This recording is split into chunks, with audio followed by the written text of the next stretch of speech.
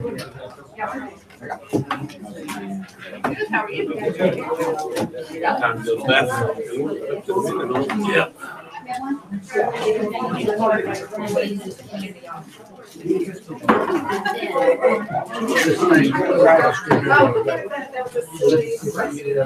I got you both pictures. It went crazy. Oh, that's great.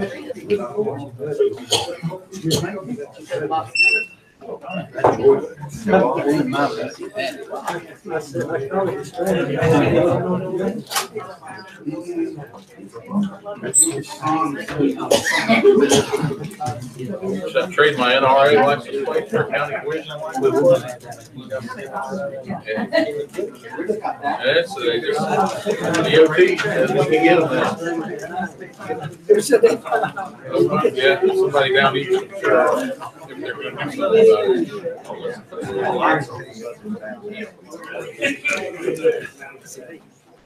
I think I'll stick with that already.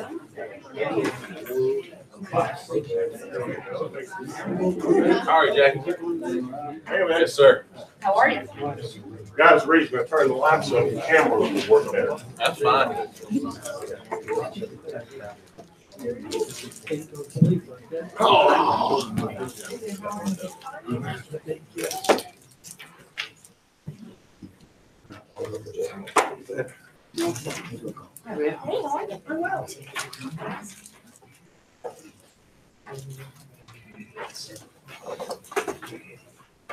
We have a sheet for public comment if someone wants to sign up.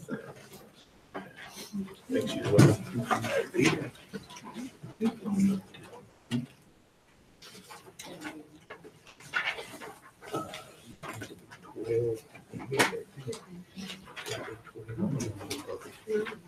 This thing's going into update on it here.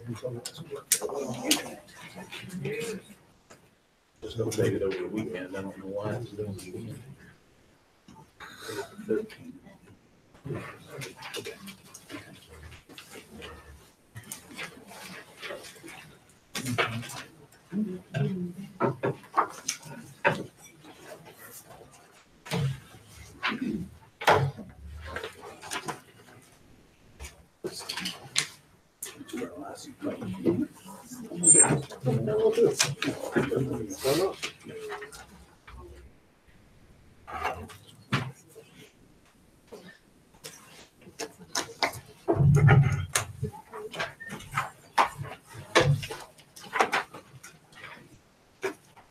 We still have 6 minutes.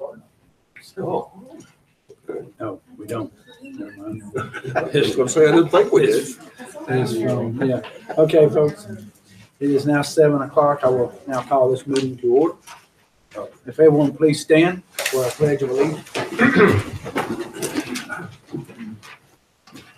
I pledge allegiance to the flag of the United States of America and to the republic for which it stands, one nation, indivisible, with liberty and justice for all.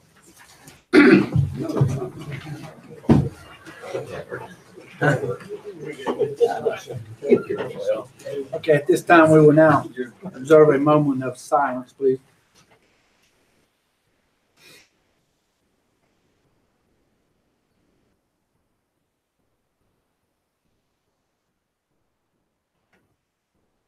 Thank you. Okay. Agenda approval. I have a couple of items here. Agenda item number 4.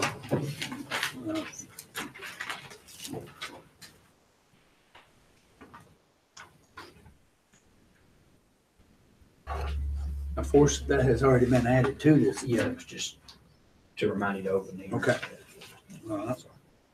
Okay.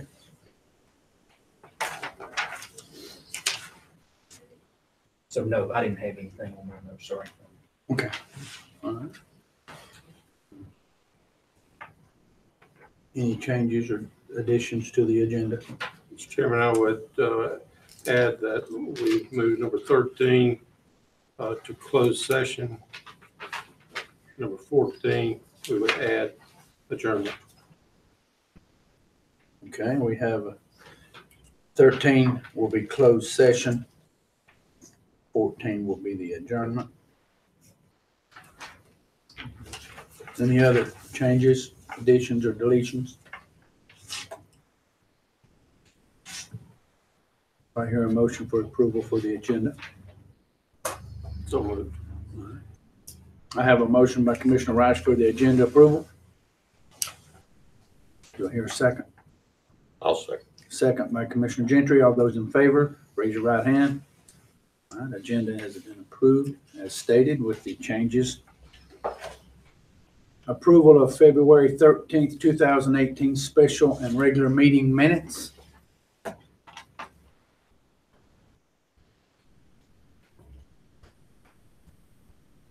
Having previously reviewed them, I move that they be approved as submitted. I'll second that motion.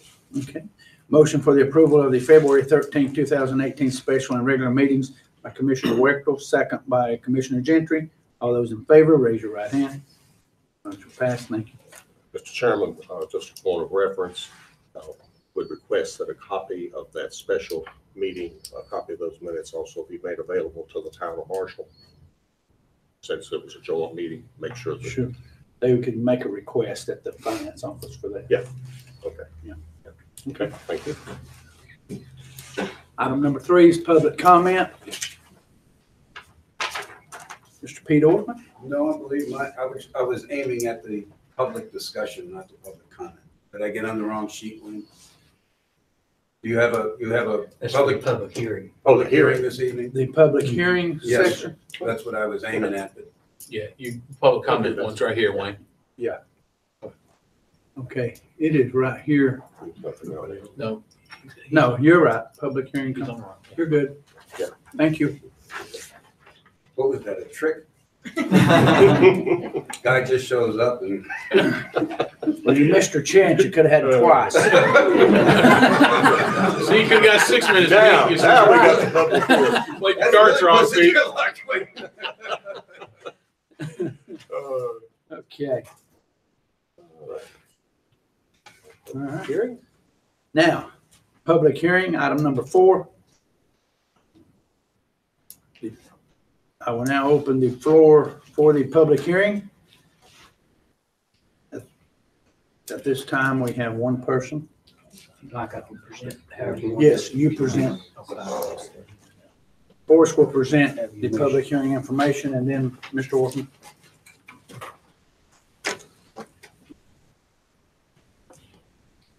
Mr. Chairman, members of the board, this public hearing is on an incentive that you all had actually approved back in October at your regular meeting during the public hearing that was held at that time.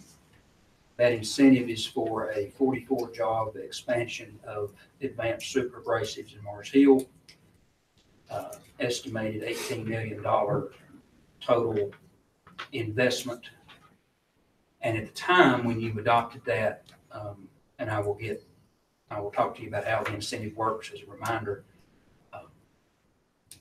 You understood that you were capping that incentive at no more than $750,000, and that if the investment came in below, or if the jobs were created at a different level, there would be a scale that would move that incentive so that the company would see a reduced incentive if that happened. The contract that you have in front of you tonight spells out how that would happen, and that's the purpose of the public hearing that is being held tonight.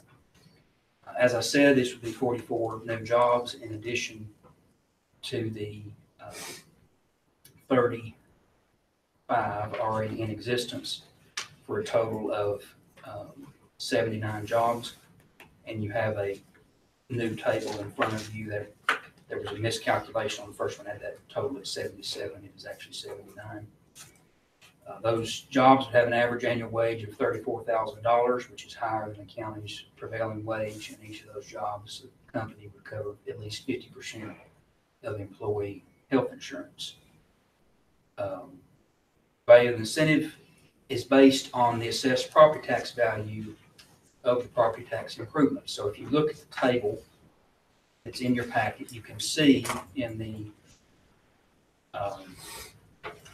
company investment net new value, column number 3, you can see the yearly increase after the investments are made in tax revenue coming to the county. So you can see that in year 2020, projected after improvements are made, you see an additional property tax come to the county of $90,979.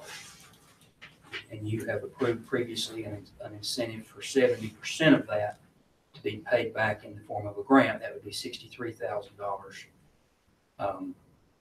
So you'd have that difference would be new revenue to the county. So, and you see that for each year going on down through there, over 10 years, you would have a total incentive that would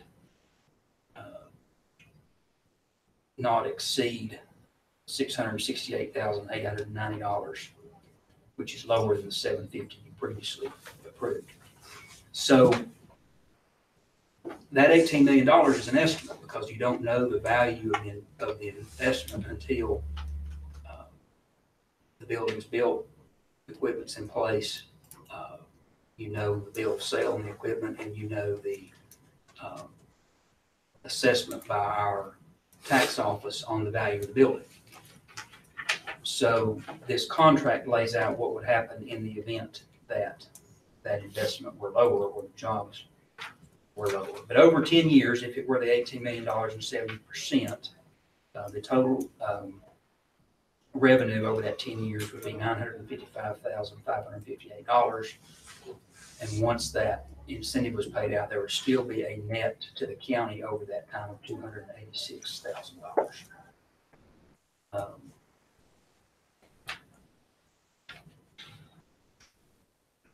In the contract, utilizing the investment and job numbers on a sliding scale based on that total investment amount and the number of jobs created. If the total investment is at least 15 million and the number of jobs created is at least 44, the annual incentive will be the equivalent of 70% of that property tax. So that's the maximum that this table is based on.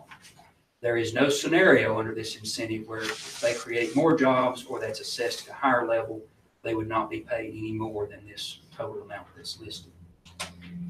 If that assessed value came in between $5 million and $15 million, and their number of jobs created is at least 24, then the annual incentive would be the equivalent of 60% of the total property tax assessed on the increased value for the 10 years of the incentive. So no matter what, if the assessment is lower, if it's between 15 and 18 million, and the assessment comes in lower at 16 million, the number you're dividing by is going to be smaller, so the amount of the incentive is going to be smaller. If their investment goes below 15 million, then your actual percentage goes from 70% to 60%. If the investment goes below 5 million, but is above 500,000, then the percentage of the incentive would go to 50%. So that maximum 668,890 for the contract is based on that full $18 million investment and 44 jobs. And again, it won't exceed that amount. If the company fails to meet the target of jobs as outlined in these steps, they will have to pay back any grant funds already received and will be ineligible for the annual grant payback payment going forward. So that's the way the incentive works. As you know, the 44 jobs are in addition to the company's existing 35 jobs. This company exports its products to 17 countries and has a base in Mars Hill and China. The company desires to stay in Madison County, and I remember in 2012 or 2013, there was a front page article about them talking about leaving, talking about going to Flag Pond. They have had other states recruit them farther away than Tennessee and offer them good deals to do that. We have worked for the last 5 years on various efforts to support them. Most of them aren't involving any real county money, but just showing our support for them, working through increasing advanced manufacturing training at the high school, working through our community colleges and workforce boards, and really trying to show that support for them, working with the state on some fiber connection that they needed to operate some of their customer service centers. This incentive is just one small piece of that. When people talk about companies locating somewhere else, which I often hear, people will see an announcement in another county and say, why isn't Madison County doing this? Well, one of the things that's nice about this project is it's still a small business that we're supporting. It's locally owned. You're working on expanding and keeping what you have, which is a much safer and more sustainable method of economic development than trying to recruit something that may not stay or that we could be too reliant on overall. So you'll have 44 manufacturing jobs averaging $34,000 for the county. That means that you've got 79 people total in the county who are investing in our county's property or our restaurants, our stores, and they're not having to drive out of the county to work. You also have the increased property value for both the county and the town of Mars Hill from their own improvements to the building. The new facility, as we discussed in October, will be built adjacent to the existing facility, and the company is willing to lease space in their existing building once they vacate it to other companies. And they'd be pretty small companies, and that's really one of the big needs that we have seen, that Sarah has seen when we're looking at companies looking to locate and site consultants do their outreach. They're really looking for finished buildings they can go into, and that's something we have to do in this county, so this would accomplish that. So that's a summary and an update from October. I'm happy to answer any questions. I'm sure Mr. Wallace is as well, if you have any. Good work, Forrest, Sarah, everyone else involved. It's been a long-term investment, long-term community investment, and very happy, very proud they decided to stay here and expand in this community. And so thank you, and thank everybody involved in this process. Thank you all.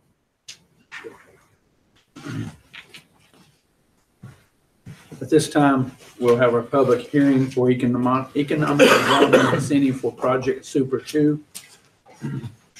Peter, if you will, please, when you come up, state your name, and you have 3 minutes. Thank you.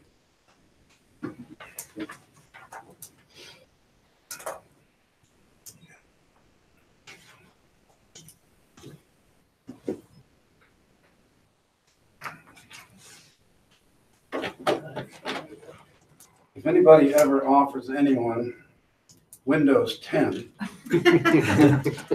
I've got a great suggestion. Let me clean it up and just say, kindly say no. Yeah, amen to that. This is a wonderful proposal in general terms, but tonight I'm going to ask you to vote not to approve the proposed contract with Advanced Super Abrasives as it's currently written. Specifically, I'm concerned about Section 2B of the proposed contract, which would seem to be the very purpose and intention of this entire agreement. Section 2B only requires a predetermined number of jobs to be created by Advanced Super Abrasives. There is no requirement of any percentage of those jobs to be given to Madison County residents. Lacking some reasonable guarantees of that requirement, the county could be donating just around $700 million and failing to win the benefits that the county was actually after. I'm aware that Advanced Super Abrasives is an upstanding business with an admirable history, not only of hiring local residents, but additionally for stepping forward and offering some very impressive training skills. With that in mind, I can't see any reason why they would have an objection to tightening the language to assure a percentage of these new hires actually will come from Madison County. But with their location is a great place for people to come from Eastern Tennessee, the Burnsville area, North Buncombe for a job. Should they hire those people from those locations, they would still be in compliance with this contract, but the investment by Madison County would be little more than a nice gift, but not one that delivers the employment opportunities that we were seeking. Obviously, no one in this room can predict with any level of accuracy the future, much less 5 or 10 years down the road. But it wouldn't be totally impossible that somebody buy this company, hire the people from out of the area or even out of the country to receive these benefits. As it currently stands, this contract is somewhat reminiscent of Madison's not-so-proud past, where loosely written contracts gave money to friends and didn't give much benefit to the taxpayers. I hope that's not the case. Rather, that Section 2B is simply a poorly written part of the contract that lacks specifics regarding the hiring of Madison residents. And upon your being made aware of this, that maybe these can be altered. Again, by simply tightening the language to include some new hires to be Madison County residents would make this a far better contract and deliver value and benefit to the people of Madison County. Please vote no to approve of this as written, but with the promise that once these more specific terms are included, it'll be passed. Thank you. We have no one else signed up, so that will end our public hearing for the economic development for Project Super 2. And I'll just add, and Mr. Laws may as well, we cannot require that a company hire Madison County people. And I think a lot of us would sometimes like to do that, but I also don't know that we want to live in a place where we could make a company do that necessarily either. But that is something we face as a county. We know we can't even give preferential treatment to Madison County people for jobs, and we cannot do that for others. I'm glad that when Buncombe County does something like GE Aviation, where we've got right many Madison County people working, or Yancey County does Alltech, I'm glad they don't have that requirement for us. So county lines don't stop people very much, and you can see that with how this county operates. Okay. But it is a good point. In a perfect world, is in ways too. I would just add to that, Forrest, if that had been the case, I would have probably been unemployed since 1979. That's a long time. If I wouldn't be alive, I would have starved to death, believe it or not. I don't look like a candidate that would starve to death. But the point is, it's been a long time ago, 21 years plus 18, 39, excuse me, almost 40 years. So that's an excellent point for us. Thank you. Okay. Any other comment? All right. The fifth item, Community Housing Coalition. Oh, no. We'll take action. Yeah, Yes, something we'll else? take action. We take action. There's something else? Yeah, you need to vote on it. Oh. we need to vote on that. I'm sorry. I got them all confused.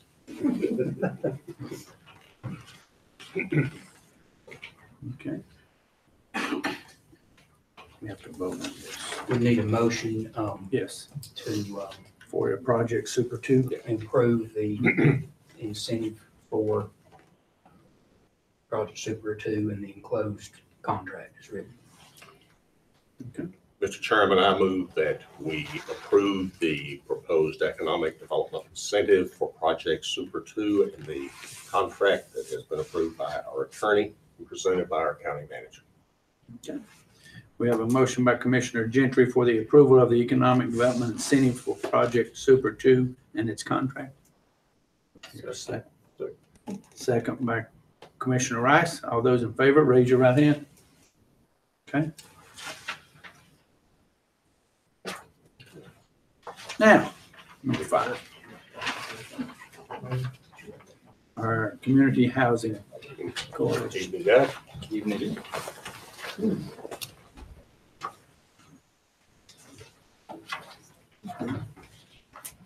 Good evening, Commissioners. Thank you. Again, Community Housing Coalition is submitting an application to the City of Asheville and the Asheville Regional Housing Consortium for the 2018 funding cycle home partnership funds. We submitted an application for $100,000, and we are submitting this on behalf of Madison County, and therefore asking approval by the board for this application.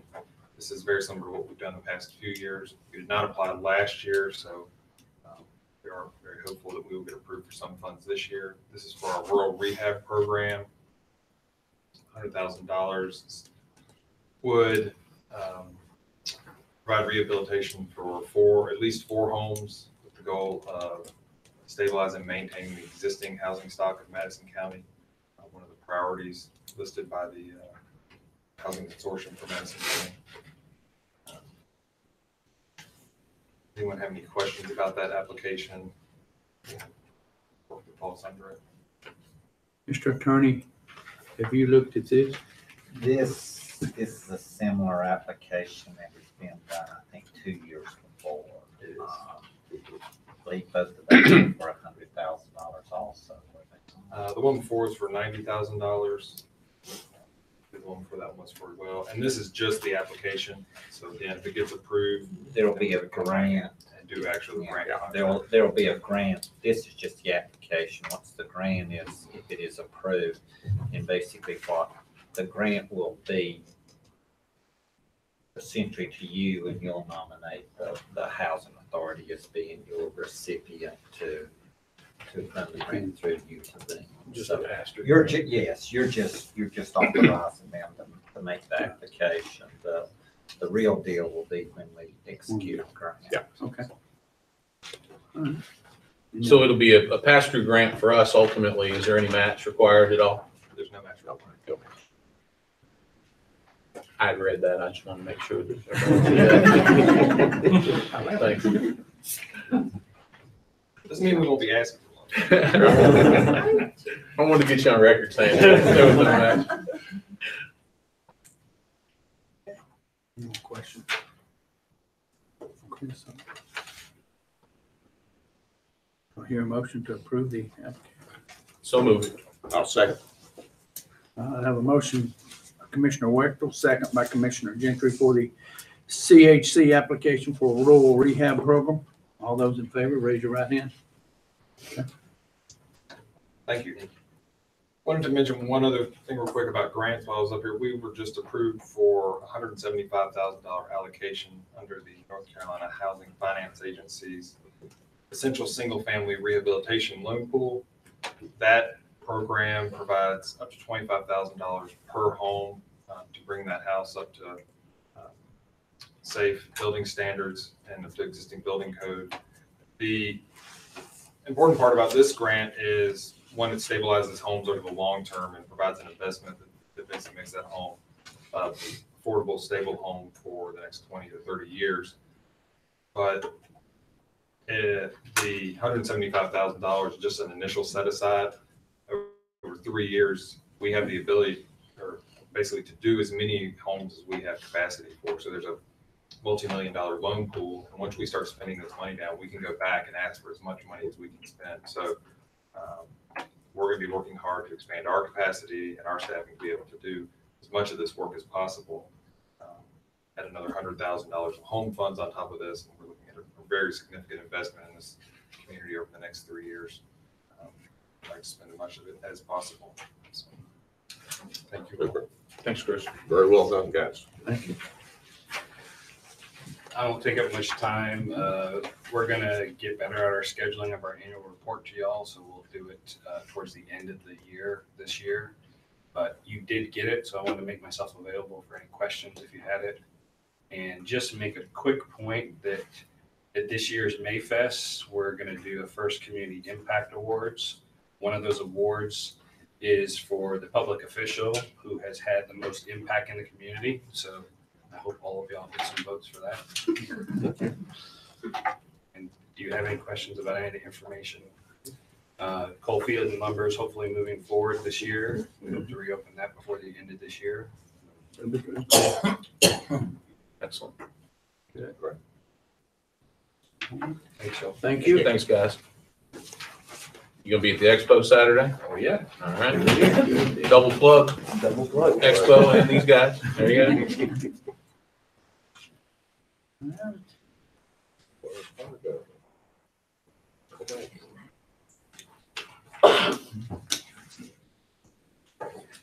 I do not have that. It's in the- it's right there. Thank you, Bill. Thank you. I've got it somewhere. I just. Okay. At this time, I would like to address a situation that has came to our attention with Madison County. We have two banks in the county who are leaving the area. We have Wells Fargo and Marshall, and we have Capital Bank in Hot Springs. Hot Springs will be left without a bank if no one comes in to replace it, which we hope someone does. We're trying to, put out our feelers and do our thing to try to find someone to at least come to Hot Springs and open up a bank for the businesses and the residents there in that area. Wells Fargo, I've talked to them several times. They may put in an ATM. That was what I was told today. They may do that. Other than that, we will be driving to Weaverville to continue banking with Wells Fargo or Burnsville. That leaves us with one bank in Mars Hill, one in Marshall, And the credit union. and the State Employees Credit Union in Marshall. And that's disappointing to me because it's a hardship on the people in the area there that, number one, don't drive and they walk to the bank or they have someone take them. So now they're going a longer distance. And in Hot Springs, without a bank, the Appalachian Trail running directly through town, that bank, I'm sure, is used by thousands of people a year just off the trail. And I don't know what to say. It's disappointing. I wish we would have known about this a lot sooner so we could have acted sooner.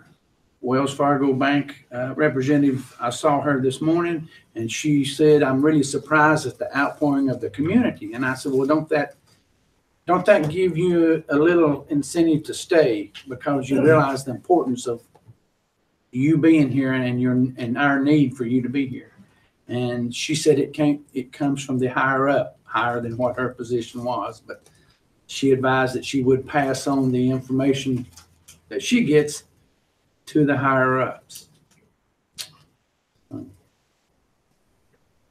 I have a resolution before me. This is encouraging Wells Fargo Bank and Capital Bank to maintain their current operations in the county. We can't make a business stay here in the county.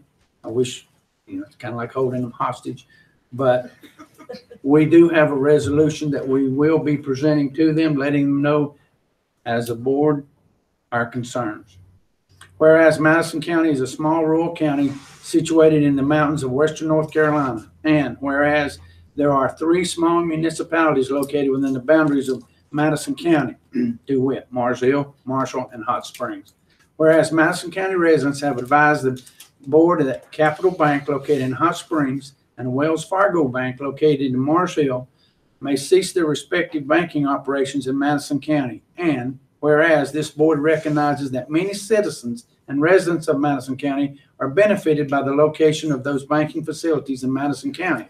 And this board further recognizes that the loss of either or both of these businesses would have a detrimental effect on the business environment of Madison County. Therefore, be it resolved that the Madison County Board of Commissioners encourages Wells Fargo Bank and Capital Bank to maintain their respective current operations in Madison County. I wish there was more that we could do. It's a tough situation to be in. I know Commissioner Rice is in the banking business, and maybe he can enlighten us a little bit on how and why things like this occur. Profit. Well, They're not Well, community service. they are doing. Now, this came from a bank representative to me that the bank in Mars Hill actually does more business than one in Asheville that will remain open. So that I wish I could understand more and explain more, but that was what I was told. Well, it isn't about traffic count. It isn't about how many checks we cash. It's about profitability. That is the bottom line. And my guess is the decision's been made on both of these banks for a number of months. That's generally the way this stuff works. These three banks, we have to include the bank here in Marshall. They've probably been circled for some time now. And I worked at Wells Fargo's predecessor, Wachovia, for 25 years. And unfortunately, I was in a position where the people are in today. We closed an office or two in Western North Carolina. And it's very painful to do that. We were able to sell the bank. We just didn't walk away and expect the customers to go to a complete new town. And the expectation of Wells Fargo, in my opinion, is that the people in Marshall will drive 10, 12 miles to Weaverville. The people in Marshall will drive 10 to 12 miles, in Morris Hill will drive on out to Weaverville. But that probably will not happen because it's very inconvenient, even more inconvenient in Hot Springs. But it is. It's all about profitability, and you're going to see more of this. And in my opinion, we all know Wells Fargo has been in the news for a lot of the wrong reasons. And had they not been in the news for those wrong reasons with customer service and so forth, this probably would have happened quicker, is my guess. I have no way of knowing that. I don't have no inside circles or any of that business, but it's just very unfortunate. I wish they would have sold the banks, and that would have at least kept a bank in town, because there are folks out there that I think would be interested in buying that book of business. So we got 3 books of business that basically have no home, so to speak, and that's very unfortunate. Any other comments? Mr. Chairman, I move that we approve the resolution that has been submitted. Okay. Second. I have a motion by Commissioner Gentry for the approval of the resolution of Madison County for encouraging the Wells Fargo Bank and Capital Bank to stay. Second by Commissioner Rice. All those in favor, raise your right hand.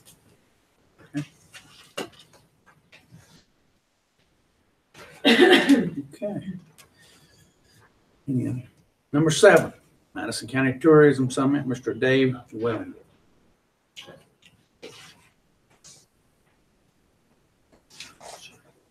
Thank you, Chairman. Thank you, Commissioners.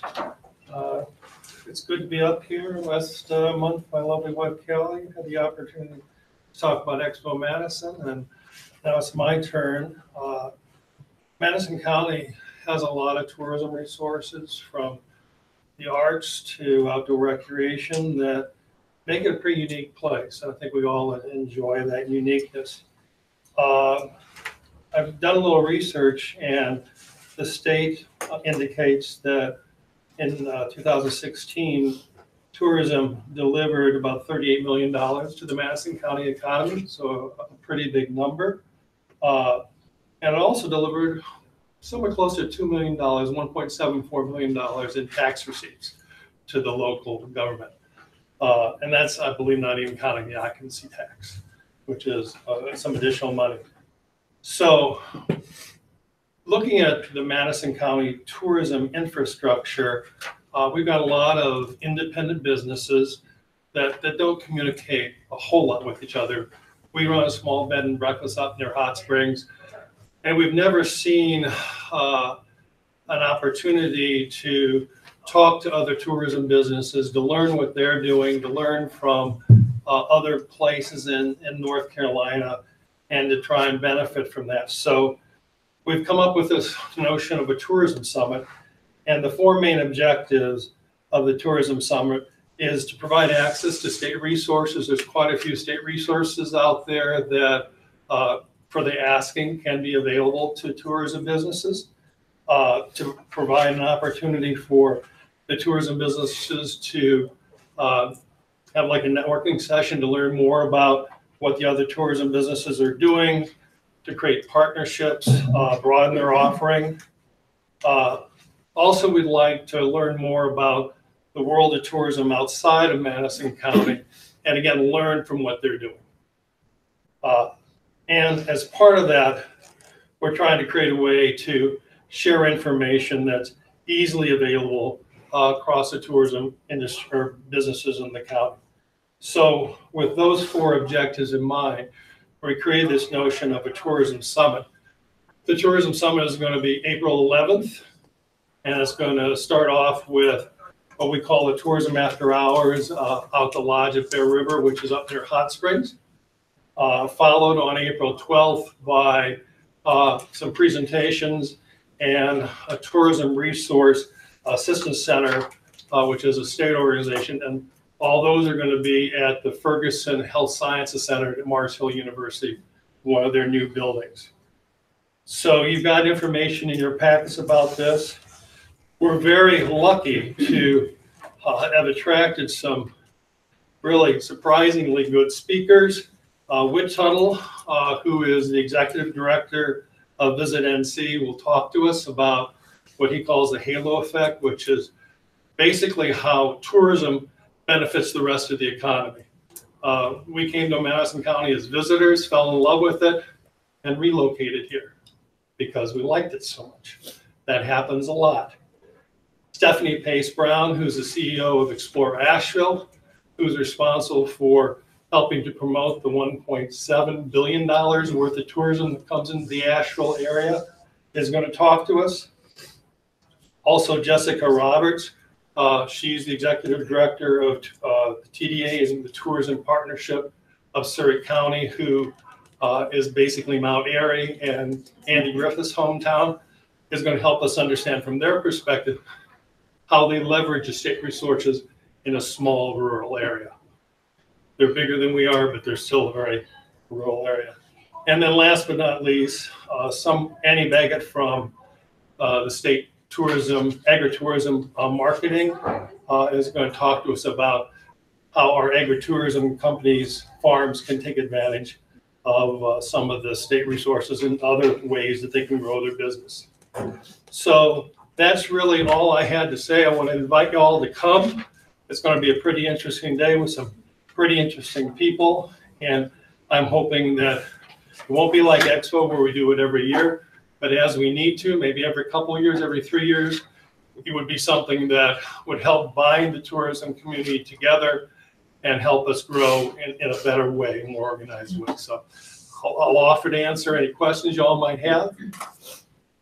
And if not, thank you for giving me the opportunity to speak. All right. Is this open to the public also? Yes, sir. Yeah. Yeah, there's a website that you can register on if you'd like to come. Lori Helms has sent out a notification about it. And if Amanda would like to put it in the notes, I'm not sure how to publicize it to the public in general. Certainly we're publicizing to agritourism folks, restaurants, other tourism operators. So if anybody has any suggestions how I can get the word out, I'd love to know that. Okay. All right. Thank you. Thank you. Thank you. Thanks. Forrest, is that something they can put up on the website, county website, or not? We can do that. Forrest, are you going first on number 8 or? I can. Yeah. Mr. Chairman, the next item on your agenda is something that we've read a lot about in the national and local news, and something we've all sort of seen the impact of, whether it's in our official or personal capacities, and that's the impact of the opioid epidemic and various drug issues going on in the county. We know that's nothing new. We've had problems with addiction and since the pretty much creation, and they've been here in this county as well. And we've had issues with illegal drugs over the years. But the real thing that we have seen ramp up everywhere in the last 2 or 3 years, big time, has been pain pills and heroin as a replacement to those pills, and too often is the case. And heroin's something we're not used to hearing about in rural areas. We've grown used to it the last few years, but that used to be something that was a far off type of deal. But there's been a major impact to our county, and there are several things that county departments and volunteers are doing to sort of address this issue. You all have been aware of those. You all have been involved in some of those and discussed them in the past, but we thought tonight would be a good night to sort of hear some of the formal remarks from the health department and others about that. So it's okay, I'll invite Tammy, Cody, our deputy health director, to come forward. We've got Heather Sharp with her. Good evening. Cool. It's a great honor to serve our residents and to oversee our public health programs. I would like to speak to you tonight about an issue that impacts each one sitting in this room. I won't ask you to raise your hands, but I bet each one of you have a family member or a friend who's battling the addiction of substance abuse. Each of you are aware that we're facing an epidemic. This epidemic is destroying our families and killing our residents. Many of our babies are born dependent upon drugs. We must work together to turn this tide. Substance abuse has become increasingly felt in all areas of Madison County. There were 51 reported overdoses in Madison County last year, according to medical reports. We know the actual number is significantly higher, as most overdoses are never reported.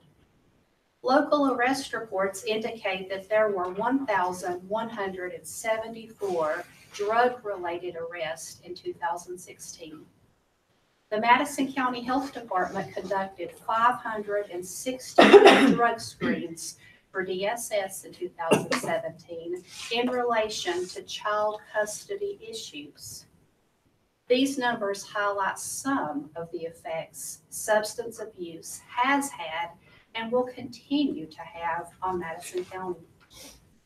To be a small, poor county, we make the best use of all of our resources, and we seize opportunities to expand programs. We have a very active coalition and are the recent recipients of the Drug-Free Community Grant, both of which Heather will tell you more about in just a moment. We have a newly formed community citizens group. We're expanding on our work to diagnose and treat hepatitis C. We're exploring options for drug court and medication-assisted treatment. In Madison County, we have dedicated, hardworking individuals who are committed to solving this issue. Together, we can put resources in place to help our residents learn to help themselves and to become happy, productive residents of our county. I have with me Heather Sharp. She's the director of our Substance Awareness Coalition. And we also have with us tonight Courtney Brown. She is our new youth coordinator. And Heather's going to tell you more about the Drug-Free Community Grant and what we have going on to try to help address this very serious issue that we face. Good evening. It's always a privilege to come and share with you that which I'm so passionate about. Opportunity to educate our children, their parents, and all citizens of Madison County about the dangers associated with substance use, especially prescription drugs. However, just this week, and this is kind of what drives me even more, just this week I lost a friend to substance abuse. Her addiction was 20 years long, and unfortunately, she lost her battle just the other day. So I stand here in her honor to be able to continue the work that we do so that people in our county do not have to die with those kind of issues. In 2014, we came together under a grant that we received through North Carolina Coalition Initiative in Wake Forest for the first time to come together as a community to address substance use issues. It's a multi-sectoral coalition that started with 8 people, and fast forward today, we have 25 active members representing 12 different sectors: law, faith, health, schools, business, all different kinds of organizations that come together in the name of substance use. And why we have such a diverse coalition is because we realize there's not just one way to address our issue. After the 2-year grant that we had, which allowed us to build capacity, do assessment of the data in Madison County relative to substance abuse, we were able to look at other ways to sustain the surface that we just barely seem to scratch. So in March of 2017, just a year ago, actually almost to the day, we submitted an application for a federal grant called the Drug-Free Community Grant. This grant would allow us an opportunity to continue our work for 5 years and a potential to increase it another 5 years and receive $125,000 a year each year to be able to increase our capacity to reduce youth substance use, impact our community, and ultimately reduce substance use across Madison County. In late September of this year, we did receive that grant, and I'm really proud to say that it is going to allow us to increase our programs in Madison County schools. We recognize that prevention is so important, but it's not the only thing that we need to do. We also need to help people who are in active addiction and continue to link people to the resources that we have both in the county and in our region who actually need treatment and are really wanting to seek recovery. The goal that we have with Madison County Schools is to increase our ability to serve the kids starting in middle school with a teen coalition. So we want to replicate what we did with our adult coalition, and we want to start it in the middle school. And why we want to start it in the middle school is over the next 5 years, these kids are going to take what they've learned in the teen coalition to the high school. We've hired Courtney Brown to be our youth coordinator, and very soon we will turn the reins over to her, so that will allow me to go up to the high school and then replicate what we're doing in the middle school up into the high school. Again, building capacity, teaching these students how to have leadership skills, how to talk with adults, how to plan projects, but most importantly, infuse our message of substance use, living a substance-free life, and the concerns about substance use into their homes and into their communities. We recognize that we alone can't do it, so we need the help of the young people. In addition, the partners that we have in the coalition are going to help us expand into the middle school, because we understand if we wait till middle school, actually they're going to expand into the elementary school, because if we wait till middle school, in some cases we've waited too long. So looking forward, even as soon as 2 years from now, we will have additional programs in the elementary school, in the high school, in the early college, and continue to grow what we have in the middle school, which is what's called the Dream Team. And that is us being able to provide really in-depth classes to all the students in middle school, 6th, 7th, and 8th grade during their health classes, as well as the Teen Coalition, and that is called MP3, Madison Patriot Prevention Partners. Over the next couple years, we're going to continue to focus on the opioid epidemic, because unfortunately, like Tammy said, our numbers are not getting any better. But we realize that we need to keep doing what we're doing so we can continue to reach the generations and hopefully stop the abuse of prescription pain medication and hope make changes in the next generation. The other thing that we are doing is working with our students and educating our community about the dangers of e-cigarettes. We know for years and years that tobacco, that nicotine, in many cases is a gateway drug for some of our young people, and there's a lot of health issues that are associated with it. But we are seeing that e-cigarettes is greatly on the rise, and it is a and it's a quick jump from using an e-cigarette for e-juice to putting marijuana oil in it, and we are having kids fast track into using illicit drugs. And that's another conversation another time. But I'm just privileged to be able to stand here as the director of the coalition, partnering with many people that are here in this room, partnering with you to continue our mission to have a better Madison County, reduce the substance use, and increase our chances for life and recovery. Thank you. Thank you.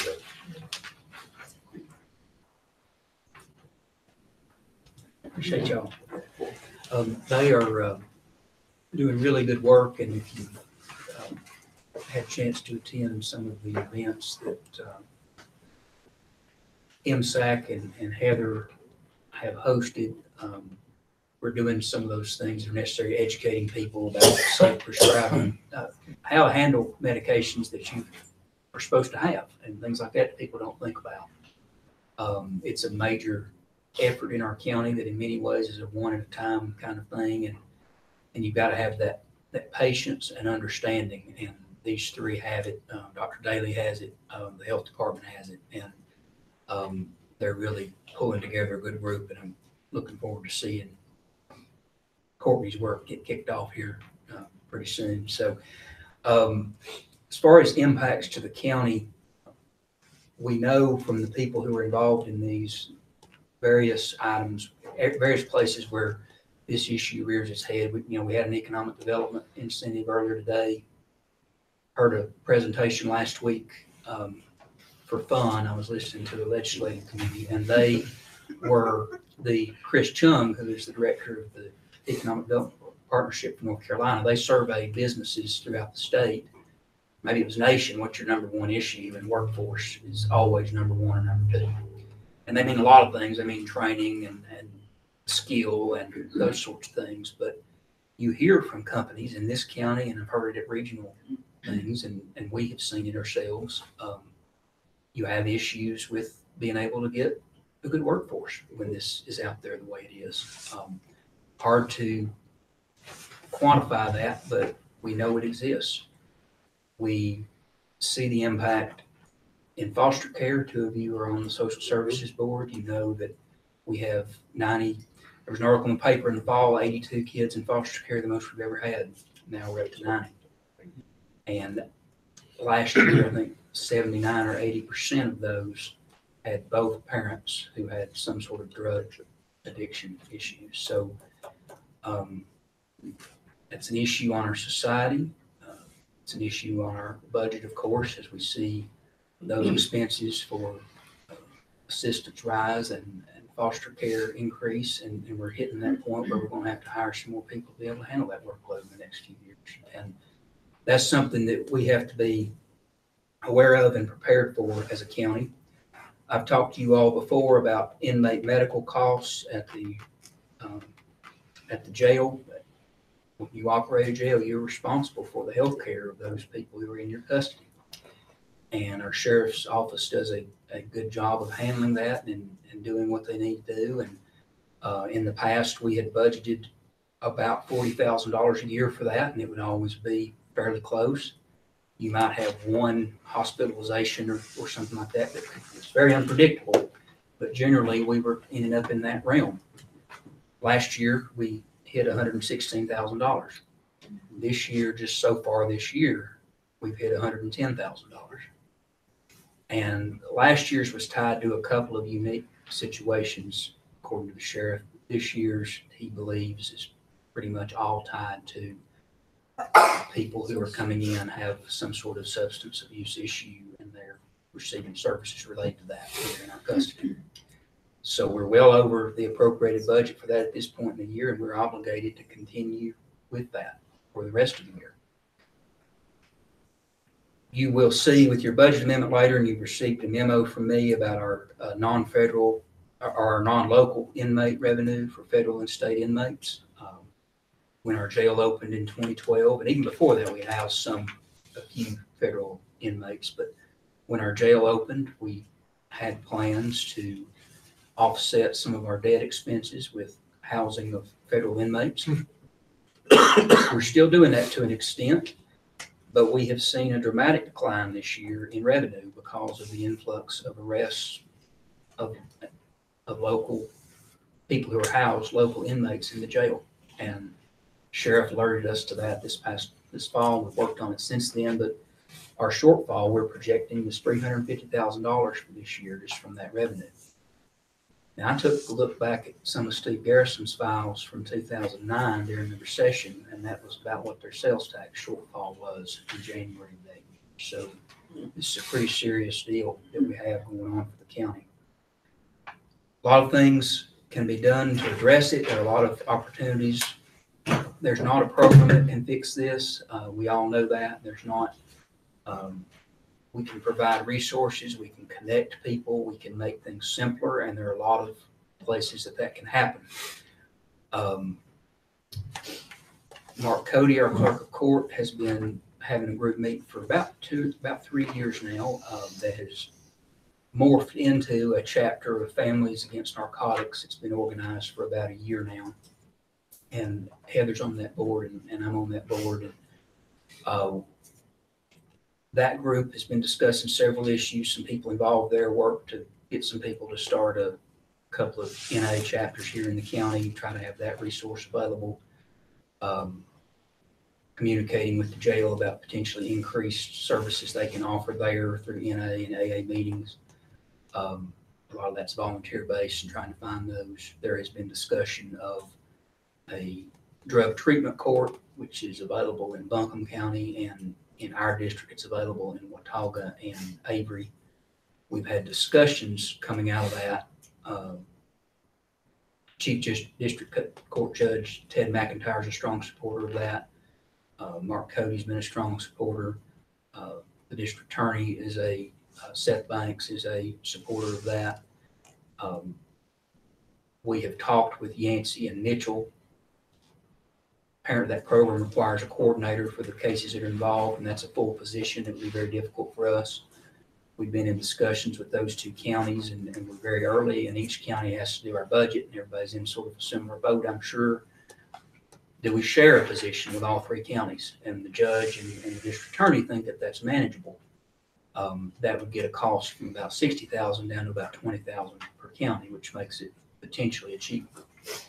You'll have to discuss that during budget, and I'll be getting with you with any information you need about that. And here in the next month or so, we'll need some feedback just to continue those discussions with those other two counties. But that would serve up to 10 people in the court system from Madison County per year, which is a drop in the bucket, but you have to have people who are sort of ready for the alternative and ready for that can be receptive to the service. Instead of throwing people in jail, depending on what the charge is, it would give them the opportunity to participate in drug court, have strict requirements for going to treatment programs and sort of graduating that program. There have been some good successes there in other counties. There have also been some failures. Judges will tell you that it doesn't always take, but that's something that you all could consider as the budget comes up. But as always, money is tight, and we may not be able to do everything that we'd like to do. So those are some of the impacts on the county and some of the other discussions I know that have taken place out there. Any other things that you all have or questions on that before the next item? Right.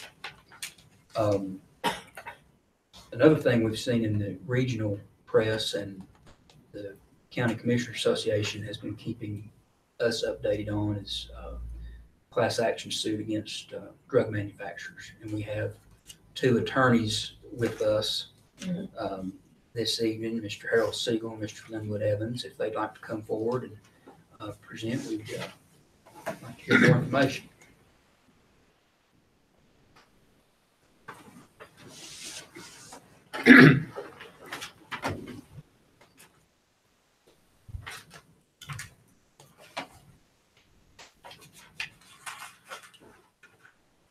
Thank you, Mr. Chairman, Commissioners, gathered public. This is a very tough topic. Your community is not alone in what you are experiencing in trying to deal with this very, very difficult, troubling issue that spans across so many aspects of your community. You've obviously got a very wonderful group of caring, talented people here who are trying to tackle this problem. But there is only so much that can be done given the gravity of the problem. A bit more specifics about your county. There was some reference to the number of overdoses. There have been, according to the Department of Health and Human Services, from 2010 to present, 17 deaths attributed to opioid use. And that doesn't include, that's prescription opioid use. I don't believe that includes the heroin. And this set of statistics really blew my mind when I looked at it. In Madison County, in 2011, there were 1,852,000 doses of opioids that came to your county. Similar number in 12, similar number in 13. In 14, it jumped to 2,185,000 doses of opioids in your county. In 2015, that number was 2,765,000 doses of opioids. Divide that by your population in 2015, and you had 131 pills for every man, woman, and child in your county. And those are just the legal ones, right? Yeah. Those are legally prescribed pills. The number was even worse in 2016, 2,863,000 doses of opioids in your county. So from 2011 through 2016, there were 13,292,000 doses of legal opioids in your county. That's 633 pills for every man, woman, and child in your county. As you can see, you've got a very bad problem. But you're not alone in that problem. Last year, a lawyer in West Virginia named Paul Farrell saw this devastation in his community. And when there wasn't any other viable solution, he said, well, I'm going to take this on myself. And he filed the first action on behalf of his community against some very large, powerful entities, basically the pharmaceutical industry. And that movement resulted in a consortium of lawyers from across the country. Mr. Farrell's group and a couple of other lawyers in West Virginia. There's a group out of Texas called Barron and Budd. There's a group out of Florida called Levin Papantonio, a group out of Mississippi, McHugh Fuller, formed together to say, look, one lawyer, one law firm is not going to be able to tackle this industry and this problem. We need to band together.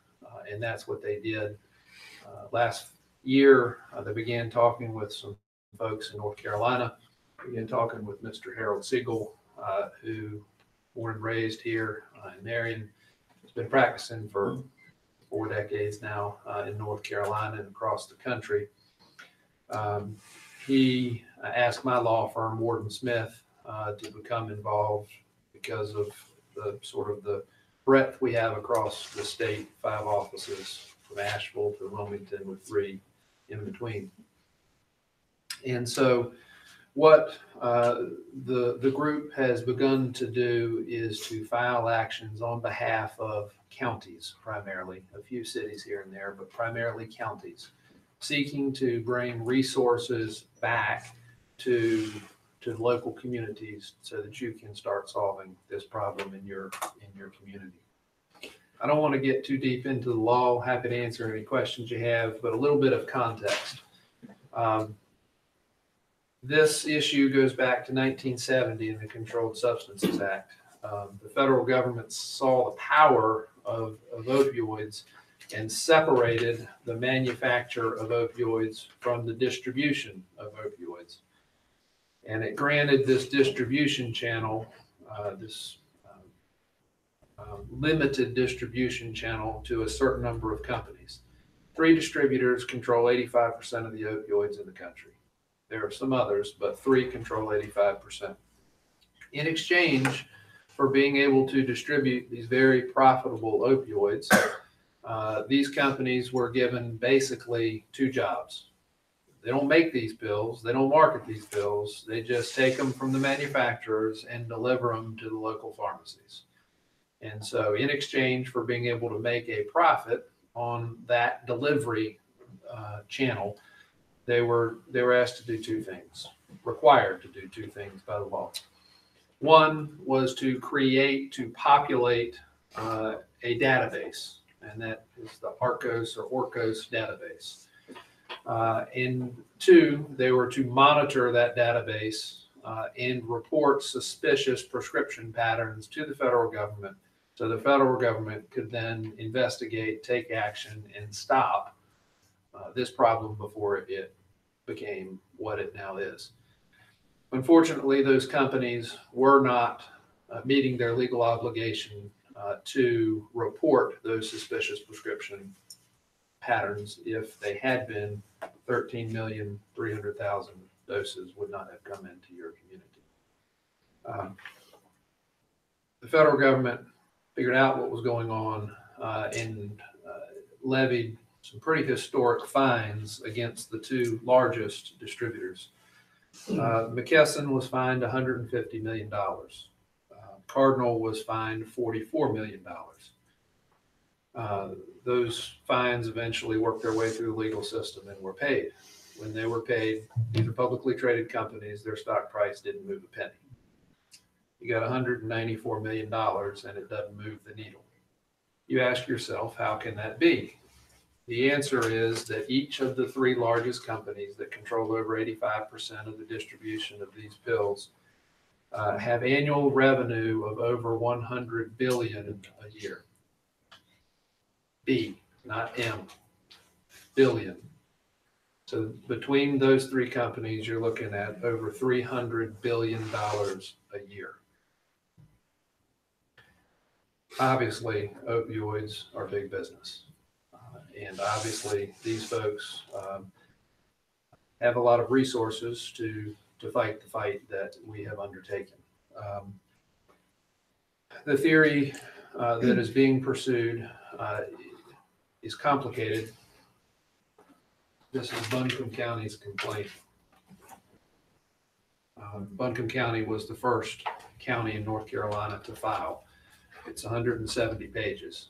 We're not going to get into that level of detail tonight, but let me put it in these simple terms. Basically, the contention is that these companies had the legal obligation to report these suspicious prescription patterns, and they did not do so.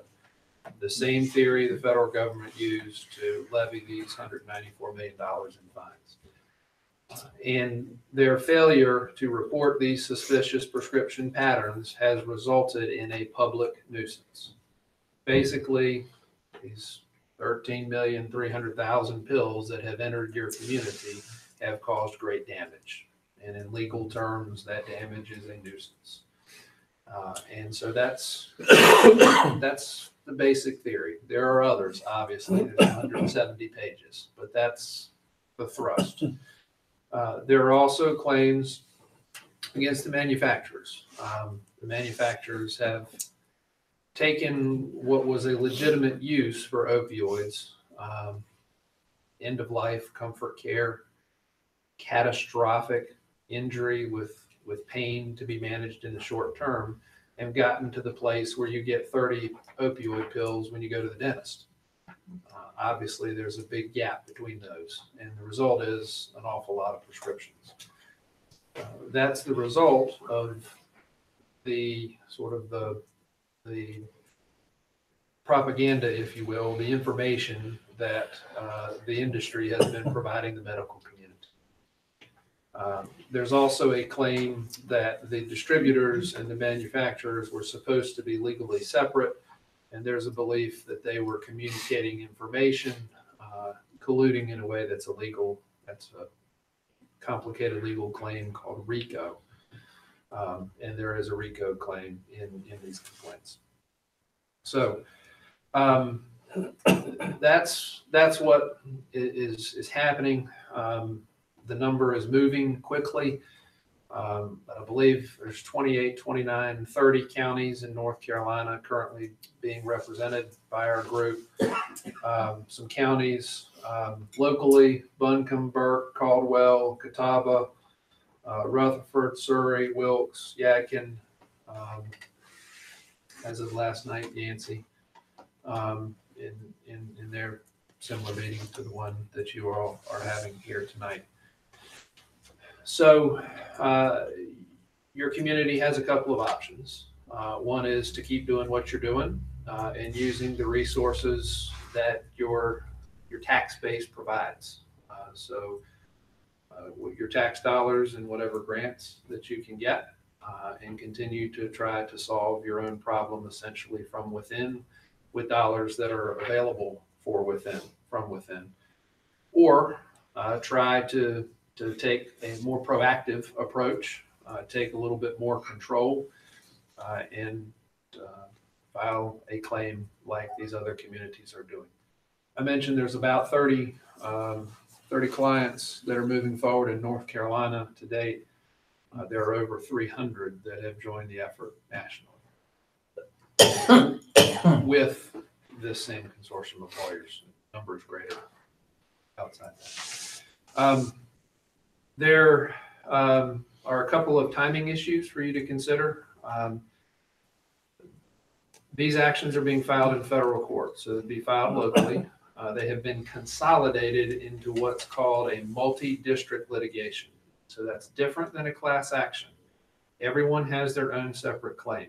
They're being consolidated solely for the purpose of management because they have common issues. One judge is handling this litigation in the Northern District of Ohio. That judge has taken a very, very aggressive posture. He has said, we don't have time for normal, slow, protracted litigation.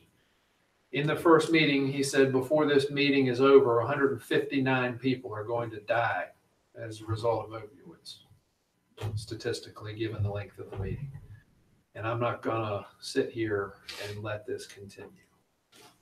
He ordered the folks into a settlement discussion immediately. The first time the lawyers gathered in his courtroom, he ordered them to reconvene and begin to try to find a framework to resolve this. No one knows if that's going to be successful or when that is going to happen, but this judge is taking a much more aggressive posture with this than is typical. There is some belief, and this isn't just something that I'm coming up with, has been reported in the New York Times and elsewhere. And as those who have been involved in the North Carolina County Commissioners Association knows, the AG's office in North Carolina and other attorney generals are following this issue. Some attorney generals have already filed actions.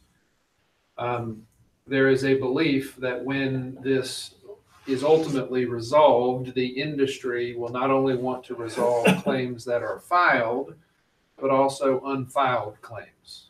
And the logical mechanism for that to occur is to have the state attorneys general resolve unfiled claims on behalf of their citizens, their counties that have not filed.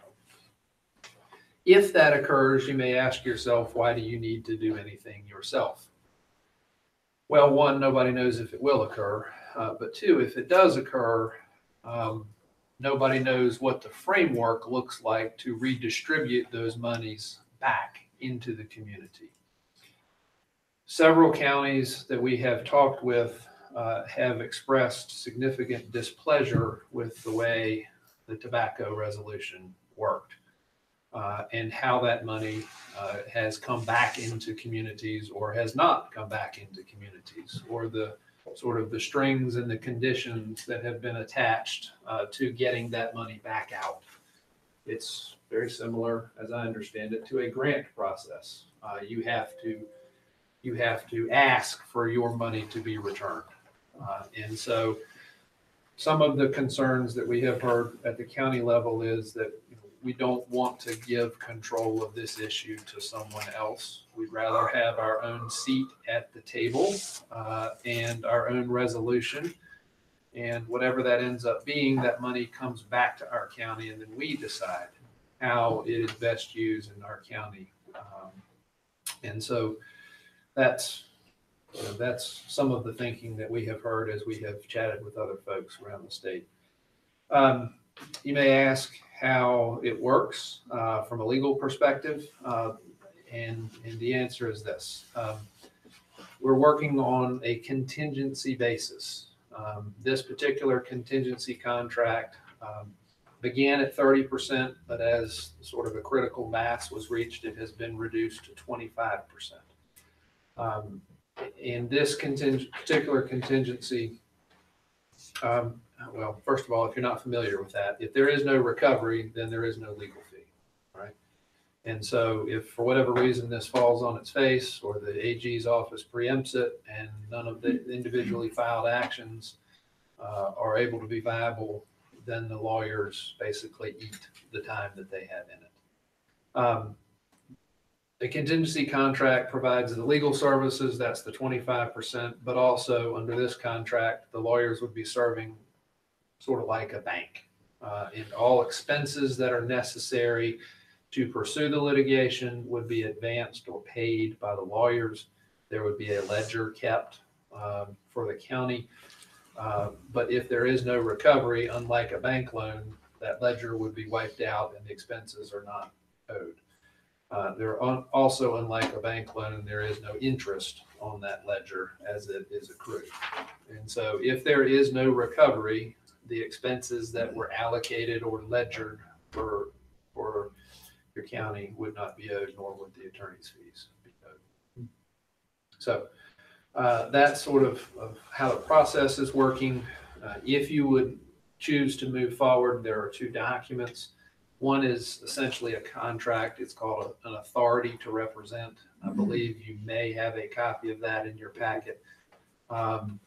There's also a resolution. And that resolution basically says that your county has an opioid problem and it is a public nuisance and you intend to address it. This information has been provided in advance to your county manager and your county attorney. They've been mulling it over for some time. And so they're certainly available to answer questions for you. Mr. Seagle and I are here tonight, happy to answer any questions that you have this evening as well. Well, I can only speak as one individual, but all of us are acutely aware that this is a national crisis. It's a local crisis. We will better succeed by working together to attack this. If we do not, it is one of those issues that will consume us. This is at the point it can be socially destructive to the society. And I admire you and others who are willing to take this on, because you are taking on Goliath. Okay, let's be honest about that. And I can only speak for myself, but I think your efforts are very admirable, and I would wholeheartedly support us helping in this process. I speak only as myself. I have a question, guys. Why, what is it about the state law in Delaware that makes it so attractive for these companies to set up shop there? It's hard for me to fully answer that question because I'm not in the midst of the industry. They do have a separate court system, a separate business court system on which our court system was modeled and began our business court system. But that case law is much more developed there. There are other corporate friendly aspects to the state as well. I don't believe that the state of incorporation of any of these entities would materially alter the claims that we are pursuing. One component that I failed to address, and I apologize, part of this is obviously money. You do need money to solve the problem, but the lawyers are taking a twofold approach. One is to try to go get you money to solve the problem, but also to create or build a framework within which to address this problem.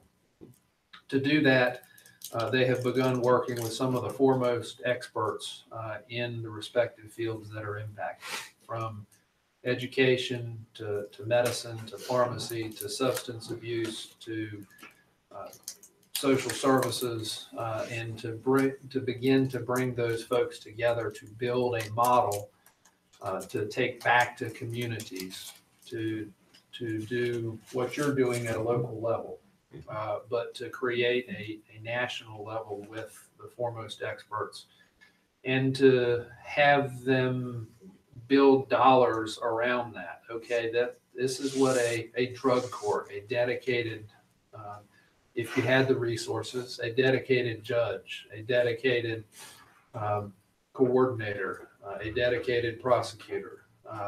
This is what a substance abuse clinic looks like. This is what these resources look like. This is what the education model looks like. And this is what it costs. So it's not only the damage your community has experienced in the past, but it's also trying to put together the resources and the model for the future. And just very quickly, I'm Harold Seagle. You've asked great questions, but I just want to tell you, I'm from North Carolina. I've always lived here. I've got involved in this through Barron and Budd, the Texas law firm that was one of the principal firms. I've been doing trial work with those folks for about 20 years now, all over the country. And when we got started in this work, it was critically important to me because I grew up in a place like this. I grew up in McDowell County. When I grew up there were 3 cotton mills and 2 furniture factories. Now there's nothing. But there is a pain management clinic on the exit to I-40 going into Marion, a new one. That tells you something. But when I was asked to get involved in this, just to put this in some perspective, because I had a lot of trouble putting it in perspective. But what Lynwood mentioned about McKesson being fined $150 million. When I read that, we were doing environmental litigation when I was asked to get involved in this case. And I was reading the material. When I read that, I thought, how can a company survive a $150 million fine? And as Lynwood also pointed out, it's because McKesson has gross revenue of $192 billion, which is $2 billion more than all the damage from Hurricane Harvey in the Gulf. I still couldn't comprehend it, so I got a calculator wide enough to put all those numbers in and kept dividing it up so I could get it down to something someone from McDowell County can understand. I got it down to the hour. That's over $21 million per hour. And that's for a company that they're not manufacturing, they're not dispensing, they're not prescribing. It's just a distribution channel. And their job was to report suspicious orders, and they did nothing. Now, you wonder, how could that happen? These people make money by distributing drugs. Why wouldn't they limit the distribution of drugs? I think we know. It's just money. So as the death rate's gone up, so as their profits. And they're very similar. But I just wanted to say, of all the things, and I've been practicing law for 40 years, I've never been involved in anything this important before. I've never been involved in anything that matters this much. Win, lose, or draw, something has to be done. And if you read the 170-page complaint, you'll see a very good lucid description of what these folks have done. You don't get a $150 million fine for accidentally doing something. What they've done, we believe, is intentional. There's many things they've done we believe are intentional. And when you look at the damage done here, and you look at when one of the companies is bringing in over $21 million per hour, every hour of every day, and they're doing nothing. And you look at all the rest of the companies added to that, you wonder how can we address the damage that's done in the communities like Madison County. That's enough money to go a long way. And I just wish we had folks from all over the country here tonight to hear what your health department said, Miss Cody and Miss Sharp, what Forrest already knows about this, what Mr. Laws already knows about this. We've talked long and hard about it. You folks understand it. And you don't just understand the problem, you understand how you go about solving it. You're talking about things that there's not 3% of the folks that we talk to have even conceived of the notion of a drug court, of doing the things your health department's doing. People aren't thinking about it. You are. And if we can't do a thing for you, it won't be for the lack of trying. It won't cost you anything if it fails. It'll cost the lawyers a lot. But, you know, that's what we do. So I just wanted to say that because it means something to me. First time I heard about it, first time I read it, I thought, you know, this little place, the Appalachian Mountain Range, you come down these mountains and you see these places where people are poor. You know, what happened in my community, the banks leaving this community. We're not thriving, and we wonder why. And no one wants to admit that they've got a friend that's dead because they're taking drugs. Because we all think of somebody taking drugs and dying as some derelict homeless person in Pennsylvania. It's not. It's people in Madison County. I was just in a presentation at the Biltmore Forest Country Club. I don't belong to it. They wouldn't let me belong to it, I'm sure. But there's a bunch of really nice people there talking about heroin in Asheville. When you get to that place, and we talk to criminal lawyers that we work with, not, I mean, they don't represent us. Speak for yourself. But yeah, actually the chairman of the county commissioners in New Hanover County, which we represent, I filed suit for them. He is a lawyer, does a lot of criminal work, and he described to me what district court, criminal district court looks like in New Hanover County now. It used to be almost all Afro-Americans or Hispanics, and it was all kinds of, well, you can just imagine if you ever been in a district court on Monday morning. It's not that way now.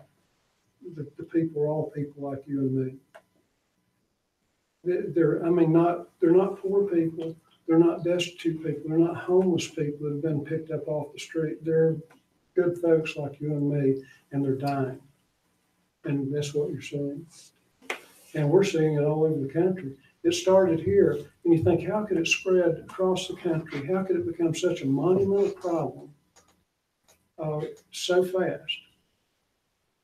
And that's when we come full circle to why the federal government saw this emergent, horrible, volatile problem in turning loose synthetic heroin. That's what opioids are. It's synthetic heroin. They knew when they did that the potential is there to destroy this country, to addict a lot of people because it's got the approval of the medical community. You're being told to take the drugs by doctors that we respect. So when that happened, we come to realize, well, if you pour gasoline across a forest instead of a match to it, what's going to happen? You're going to have a forest fire. That's why it was so important to report these suspicious orders. That's why it was so critically important when they didn't, and they just didn't do it. for the reasons we know. So, you know, people have done things that are wrong. They've made a lot of money at it. People have been hurt. And very simply, we're trying to do what we can to get the folks who have the money to put it back in the places where they caused the damage. It will change their behavior. $150 million wouldn't do it. If we're successful, it'll change their behavior by paying for the damage they've done here. That's what we're about. I'm sorry, I didn't mean to take your time. It just means too much to sit and not say something. So I have a question. If you have these huge fines and it's not moving the needle, what's the answer? Well, if we can get the federal court, and what we've done is bypass the Department of Justice. If you watch the 60 Minutes documentaries that have been aired on this, you'll see the Department of Justice, the Attorney General of the United States, is not going after them. And they say it's because they don't think they can win. It's because of politics. And if the Attorney General gets involved in it, they're going to come up with a resolution that's driven by politics, not by your health department. They're going to come up with some, well, I don't know what they'll do, but. Well, the fines will go to the government. The government will decide who the winners and losers are at that point. That's what we expect. That's what it comes down to. We don't know what they'll do, but that is not knowing what they'll do, we have to follow our instincts and say, well, what's best? You take your own part, you step up and say, look, we want to have a place at the table. We want Madison County to be here. We want to take part. You know, win, lose, or draw, we want to be at the table. We want to be considered individually, not as just somebody that, you know, one of the 100 counties in North Carolina, or one of the 50 or so that elected not to do anything. The likelihood is you're not going to be treated as well as if you're sitting at the table, and they have to satisfy you before you tell them it's all right to go away. Well, and the thing is, if the federal government gets a hold of it, it doesn't matter who's in charge, whether it be Democrats or Republicans, it will just create another huge government program, and all the funds will get eaten up in the bureaucracy of it. I read the complaint that you filed for Buncombe County. And by my count, I think it was 163 pages, but I might have missed a couple. But anyway, it was, and I dozed off a few times just to be blatantly honest with everybody. But it's a very well crafted complaint. Not that you guys need to hear that from me, but my fellow commissioners, it probably is good to hear. I mean, it's a well crafted complaint. So, that being said, I'm sorry, carry on. Your question about how does it change? I just two very brief comments on that. One is those fines, while they're large in the abstract, they're $1 I can find in my pocket to the industry. Two is they didn't come back into the community to start solving the problem. And so how does the problem get solved? The problem starts to get solved when the dollars come back into the communities that are feeling the pain. And the county governments are the ones who are bearing the burden of taking care of the population. That's where the rubber meets the road, at the county level. And so the dollars have to come back into the community. And there's just no other way around it. The number of pills have to go down. And so part of the resolution outside the dollars is the pills go down. If the pills don't go down, the problem is going to perpetuate itself ad infinitum. If you take all the counties that have been hurt and you do the creative things that your creative people are talking about doing, that's not cheap. And all you have to do is, having bypassed the criminal court system, having bypassed the Attorney General, we have a right, you have a right, and we can represent you in making your own claim in federal civil court. You can go to court yourself. That's what federal courts are for. We have federal judges. And if any of you ever spent time there, what they say is the only difference in God and the federal judge is God doesn't think he's a federal judge. And Donny can tell you that's true.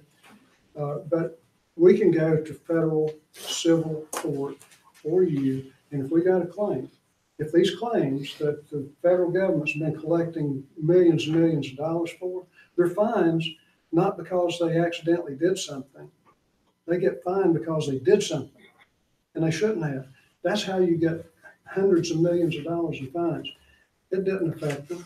So if we can use the same theories, the same proof that the government has already made, the DEA has made, if we can get civil liability established for you, then it's a matter of measuring the damages. We look at these creative solutions. Well, if you're going to have a drug court, where's it going to happen? You need a building, you need people, you need judges, you need counselors, you need people to start treating this epidemic not like crime, but like a disease, which it is. It is a disease that's killing good people. And we have to treat it that way. All that costs money. As they said during the Depression, it takes money to drink liquor and ride a train. Well, it takes money to do the things that we're talking about doing here. It takes a lot of money. And say if a county, if their damages are, and just to throw out a number, if it's $100 million to fund creative programs, funding it for the next 10 years, because we're not going to get out of this next Tuesday. It's going to take years to pull out of this. So if you fund what you need to do over a course of time, that's going to be a lot of money. Mm. And that means when McKesson's sitting there now counting the money, they're going to be able to start counting, well, how much damage have we done? And their first response is, well, you didn't do anything, just blame the people taking the drugs. It's not our fault. But we'll see if that's so. And the federal judge we've drawn does not appear to be much impressed with that sort of talk. We believe that is the case. Okay. Any more questions?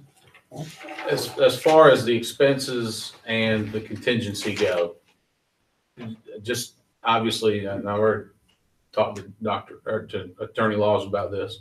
Trying to upgrade you there, sorry. Yeah, there you go. I understand that the costs, attorney costs will be in addition to that comes out of the pot of money first before the money gets divided up, just so everybody is well aware.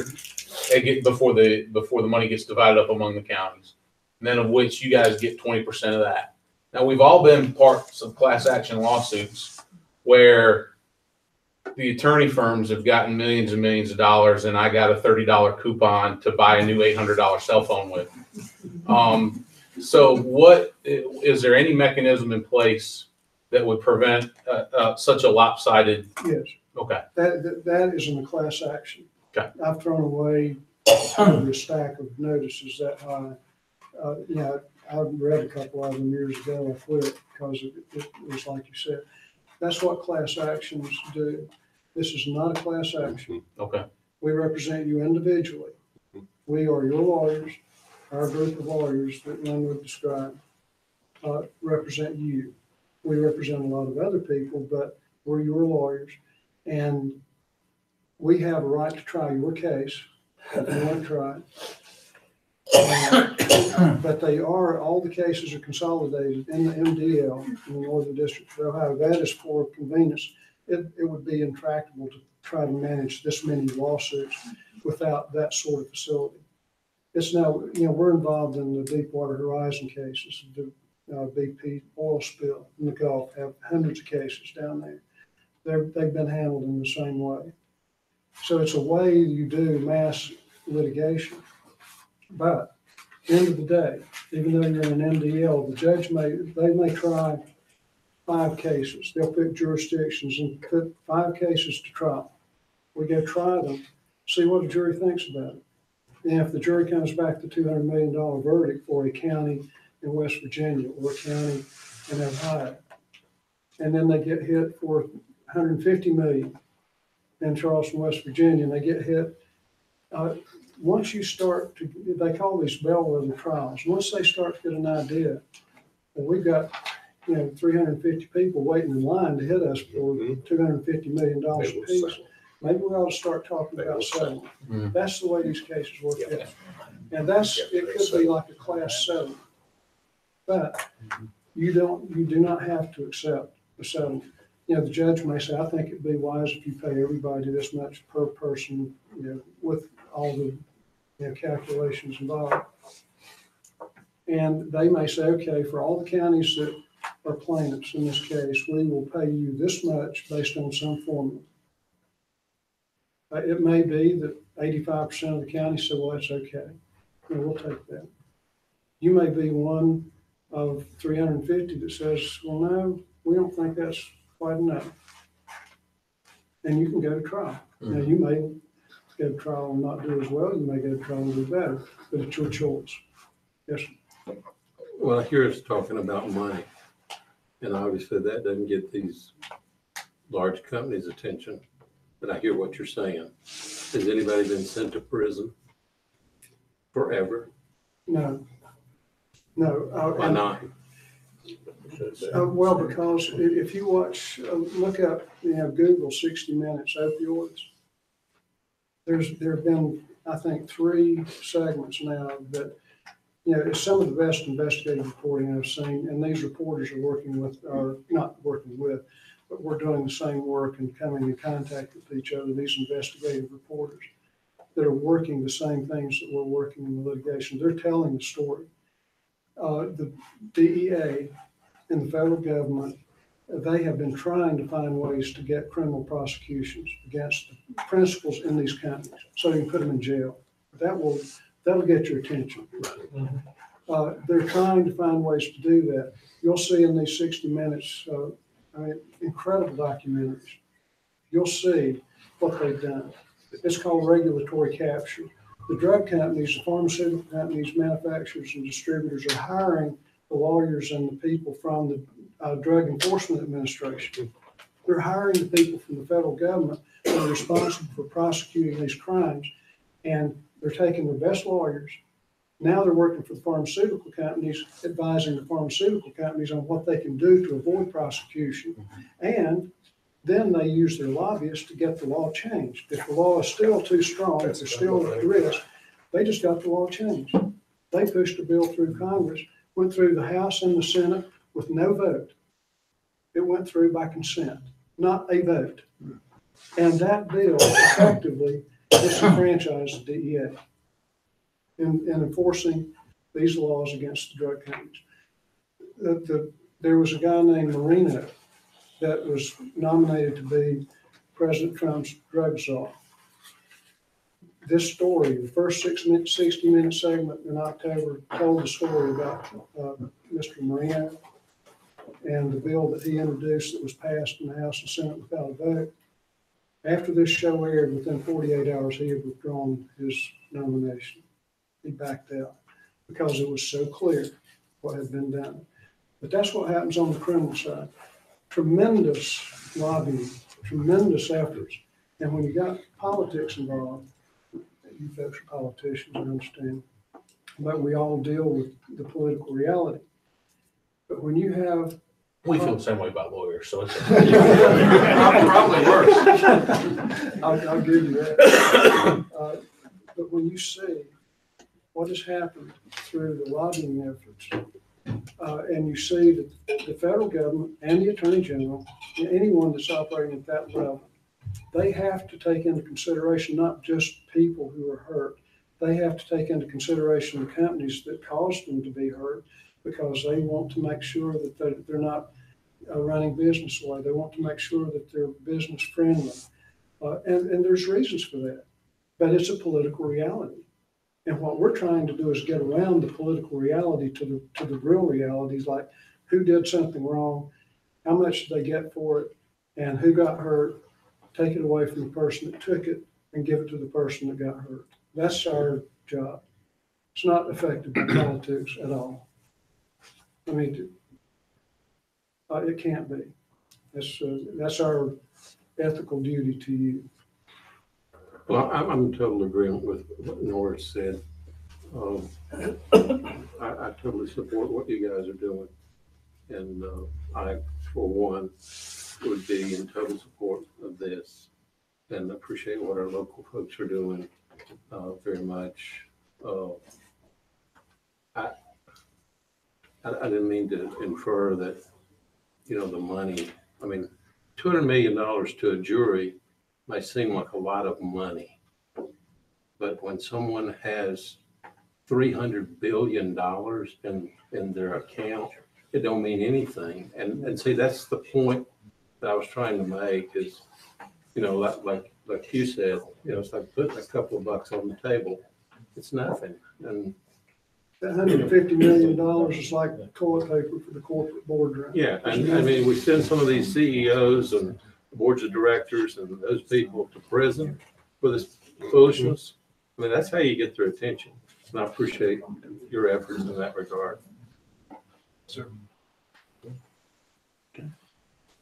Forrest, do you want to go ahead and vote on the resolution and the representation? Thank you, gentlemen. Mr.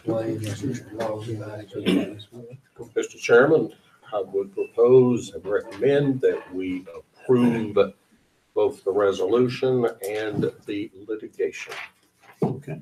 We have a motion for the approval of the resolution, which is the public nuisance resolution, and the authority to represent. I would second that. Second by Commissioner Rice. All those in favor, raise your right hand. Forrest, thank you. Yes. Ladies, thank you. Thank you very much. Thank you, Thanks, John. guys. And the lawyer and the county manager have done tremendous help for us. And honestly, I'm delighted to have been here tonight to hear what you folks are thinking and what you're doing. It's been enlightening and refreshing. I appreciate it. Thank you. Safe travels. Thanks, gentlemen.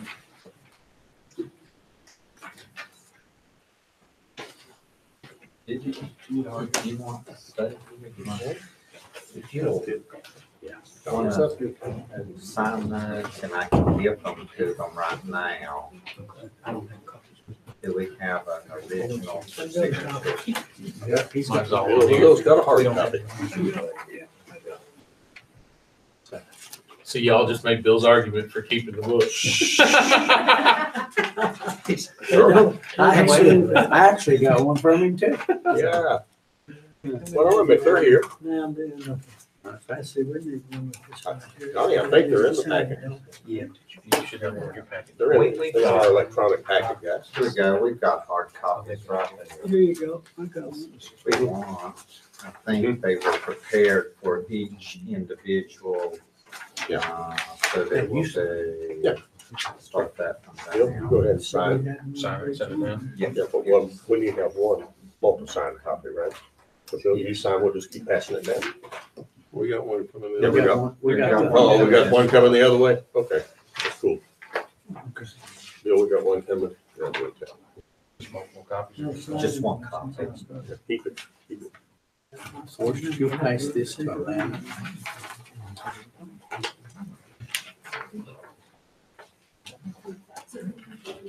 Donnie, do you need a resolution or just this?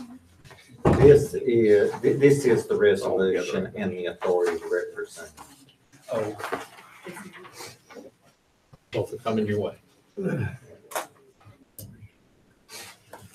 John Hancock. One of those positions. Signing them. Did you see it? Yes. I just wonder what these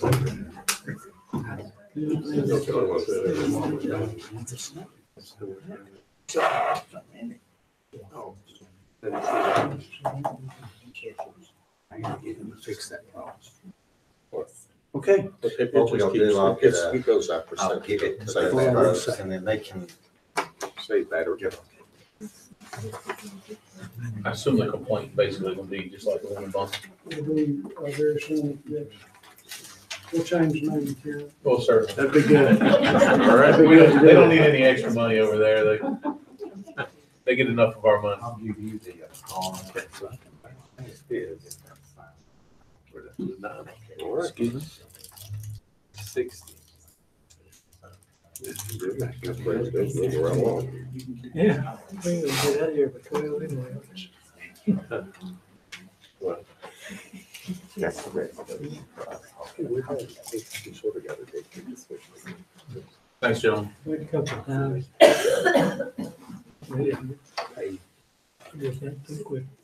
Ready for me? Yes, sir. Yes, sir. Mr. Attorney, you're up. You've got this month's tax update to you. It's similar to past ones. You'll see that we're starting to, we were in a lull a little bit. We're starting to ramp things up a little bit. We actually had 5 claims that were paid, and we had some claims that were actually paid before we had to commence actions on it. So we collected about $25,000. We have had some new files sent to me. I actually will have to be going to court on tomorrow's day to prosecute 2 files that will be getting judgments, and those will be moving towards sale on. So we also have got our biggest tax foreclosure was on the breakaway, and I believe last month that was approved, and that's a sale of a little over $200,000 that we'd hope that if that goes through to bring those monies back into our coffers this year. So what I'm suspecting that if that sale does go through, where we are right now, together with those monies from that sale, should put us at or close to, or maybe even a little above whatever projected revenues are for tax collections for this year. So a lot of it's dependent upon that. So, but if that goes through, we should be in good shape. Have any questions? Well done again. Thank you. Thank you. Thank you. Thank you. Rhea? No, Brooke. I'm sorry. Brooke. I knew what you meant. Okay, good. You By any other knew name. you were next, didn't you? Any other name? Okay, so I'm here tonight to talk a little bit about some hires in our landfill. So the position that we're hiring for is landfill collection center attendant. That position is really important to the landfill because the convenience centers are located all across the county. You know, we're really big geographically. We're a really large county and we're spread out. And so these centers are important because they offer citizens convenient, close to their home places to dispose of their household waste. So the landfill director and I have kind of been working, and we've been meeting almost continuously to address this need and to come up with really creative solutions to keep these positions filled and save money. And so tonight, I think we've addressed that a little bit, where there's not a need to fill it with a full-time person. We're doing multiple part-times so that we have more flexibility within schedules. And so tonight I'm recommending with the landfill director that we hire 5 folks. They're all part-time. 3 are regular part-time, 2 are part-time substitutes. So just kind of those people that when someone's out or on vacation, we call those subs up. And continue with our practice of, if a part-time becomes available and they are interested in a regular part-time schedule, bumping them up. So that's what we've really been working on the past several months. So we've got Ricky Ray, Daryl Seat, and Raymond Jones for part-time, regular part-time, and then Larry Anders and Harry Norton for substitute. Okay. Any questions from Brooke? Discussion? Chairman, I move that we approve the recommendations of our HR director. Okay. I have a motion by Commissioner Gentry for the approval of the 5 positions presented to us.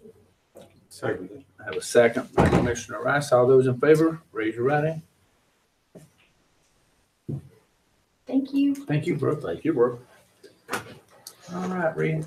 Ms. Rhea. We have a hand up for this one. You have a hand up. Good evening. Hello. Happy to be here tonight. It's snowing just a little, Oh, bees. That's a weather brought in, right? a little weather brought in. First thing I have for you gentlemen tonight is the February 2018 financial report, new and improved format. Excellent. Yes. I put on the front page, bank accounts, debt, unassigned fund balance, and unassigned and unrestricted bank balances, and then a breakdown of who those balances in the bank accounts belong to. which fund. As you'll see, our unassigned unrestricted bank balance total is just over $7 million.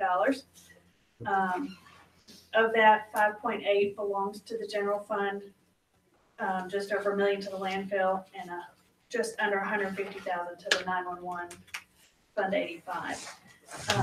Keep in mind this 5.8 million that is going to carry us through the end of this fiscal year. Most of our tax revenues have been received at this point. And then on page 2 is the summary by fund, general fund, landfill, and emergency 911 services, with the detail in the back that you're used to seeing. Yes, sir. Read on page 1, the landfill, that $1,049,772. Yes, sir. That would represent the landfill enterprise fund, is that Yes. right? That is correct. And that obviously rolls into the capital management number. There's some in the general fund bank account and some in the capital management bank account as well. Okay. Thank you.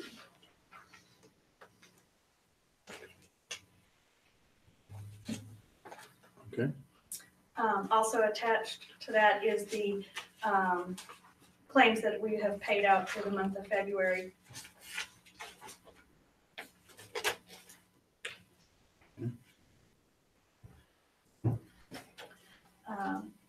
The next thing I have for you are several parts of budget amendments. Budget amendment 9 and 9B, and then the supplementary information for the budget amendments. I would like to point out that all four budget amendments 9 and 9B together includes just under a $600,000 reduction in revenues and expenses. This is primarily due to one major component. We had budgeted $612,000 to come in through DSS that we would then turn around as a pass-through and pay out to pay for daycare services or to the daycare. The state, right before our budget, right after our budget was adopted, changed how they decided they were going to fund that, and that no longer passes through us. It goes through ATP fast. So we do not process those revenues and payments anymore. So I am taking that out of our budget. Taking that.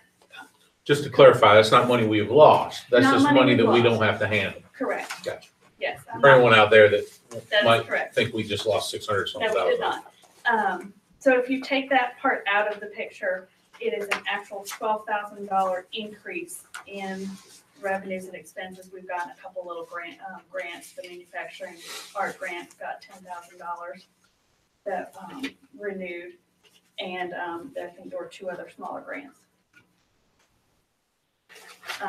Budget Amendment 9B includes reallocating our telecommunication staff from the Sheriff's Department budget into the 911 dispatch budget. They have come up with a process to help consolidate departmental functions of doing similar duties into one department. And so that's what 9B is. That came in today. And then Forrest has put in some supplementary information for you for the federal inmate revenues. If you're ready to go ahead and discuss that, I'm more than happy to. Or if you have questions on the rest of the budget amendment, we can start there.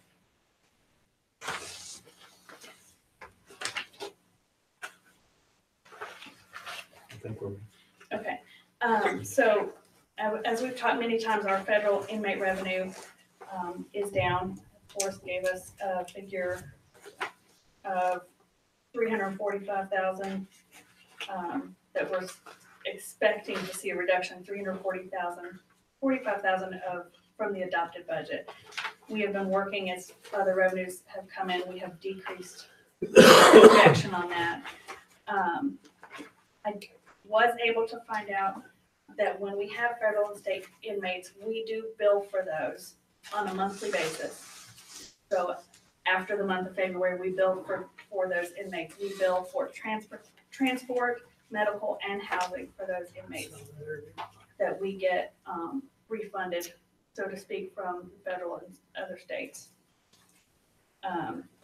It is paid by electronic transfer, and it is usually a month after we apply for that refund. We have come up with some ways that we are hoping to help cushion the blow of the shortfall. As you have seen in this memo, we've seen an increase in vehicle tax revenue, so we put that on there as a way to help cushion that. Looking at trying to be creative and make sure we're using our resources as effectively as possible by doing a non-essential hiring freeze. So any non-essential positions, which we've done for a while in the past, I don't know that we've ever said it out loud, but making sure we're evaluating those vacant positions without putting a strain on our departments more than necessary, as well as our travel in and out around the county, out of state, out of county for conferences, to make sure that those are things that we have to do right now versus things that maybe can wait until next budget year. So we're looking at some creative ways to do that, and that's all outlined for you here. I'd just like to emphasize how serious this is. These things do happen. Your budget is an estimate. You do it at the beginning of the year, and there can be changes in the economy, or there can be any number of things that happen. This time, we've had a bunch more local inmates come in, and we've seen a big decline in this. The first part under March budget limit actions is pretty typical. I would say if we saw revenue come in, we would always offset another revenue if we could. Same with those expenses that are being moved to contingency, $42,000 from several departments. We have done that the last few years anyway, just because it gets the money out of those departments and gets it in a place where we know it is. Right. That helps us in this case to know that reduces our shortfall down to $221,000. And then we'd start doing sort of the tougher things. And we've tried not to make them too tough because we don't know, since these revenues are a month behind, maybe things will improve. But a freeze on our grant matching funds and a good chunk of our economic development budget, that's $125,000 total. If conditions change and we have a good opportunity, we can look at it again. But for now, that's money we know that, particularly on the grant matching side, we may not have to spend it this year, but if we wanted to, it would go toward a grant to ARC for broadband coverage. So that shows you, as we try to reduce revenues and expenses so that our budget's balanced at the end of the year, there's some tough things in here. We're not taking the money away, but it could be gone. We're just sort of identifying what's there so we know what's going for the rest of the year. We are reserving some funds for some part-time help in that realm for the next several months, as well as there's still some money left there to do some other work that's already planned. We're also freezing capital outlay. We've worked and tried to be able to plan long-term, be able to do this, and we budgeted $50,000 for that this year. You put the extra 30 in from selling Barnard Park and a couple of other parcels. Used a little bit of it on a used vehicle for the sheriff. That needs to be frozen for now, because if most of those expenses would occur at the end of the year, we see where we are. That's not a good place to be heading long-term.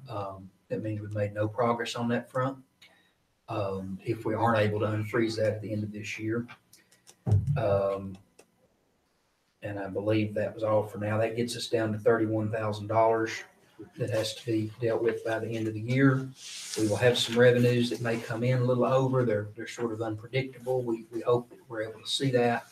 And my understanding is that we are seeing these revenues pick up a little bit from where they were earlier. So it's tough work we got to do. Travel freeze, hiring freeze. They're part of it, but we're careful with those because, particularly on the hiring freeze, we're not going to leave something open just because we know it saves money if we know it's essential, and we know we're gonna cripple a department if we don't do it. So it's much better to find money we haven't used and that sort of thing. So that's the plan for now. Of course, the economic development money isn't that restricted in what we can actually use that money for? It is. Okay. So by holding it, it's restricted. However, all of your revenues have to add up to cover all your expenses. So if Still part of a balanced budget. if it doesn't all come, if it doesn't all come in, that money will essentially go toward those other things. There's no restriction from the state as far as them following up to see what happens with that money. If we don't freeze that, we've got to find another $125,000 to cut somewhere. So that's kind of why freezing that is effectively no different than what we were doing anyway, because we budgeted carefully on that because we're so new on it. We haven't known how much we need for education, how much we need for economic development. And to be honest, we've held back giving all of it to education because we know it stays there if we do. So we have sort of had that money in a place, it's there to fund. We have not replaced Ryan Cody on the economic development side. Sarah has picked up many of those tasks, and she's doing most of what he did on that side of things and more. But she still had a job description when that happened. And we've got a real shortage there, and I have had some of that and picked up more of it. And we've held that all year. We're going to keep holding it. So it is restricted. That's part of how it's easy to park that money as we go forward as well. My biggest concern there is the grant match. If we have a good opportunity, we're going to need to talk about that again. But we've not removed that option if we feel that we need to do that. Mm. Well, the prudent thing is that we cover good ways to manage it, to cover it. So. And we will continue to, when there are vacancies that, while a position's posted, there's money that gets there. We will continue to look at all of those things and how we can pull some of that money back and save it. I think we're okay based on other revenues to end in a very balanced place, but when you look at our fund balance and the projections on it over time, we really need to be adding to that, and we really need to end with a surplus. And we may end up with one that is a rounding error, but I hope we do. Or we may sell some more things and have those timed just right. Breakaway comes in, and maybe some others, then we might have a nice increase there.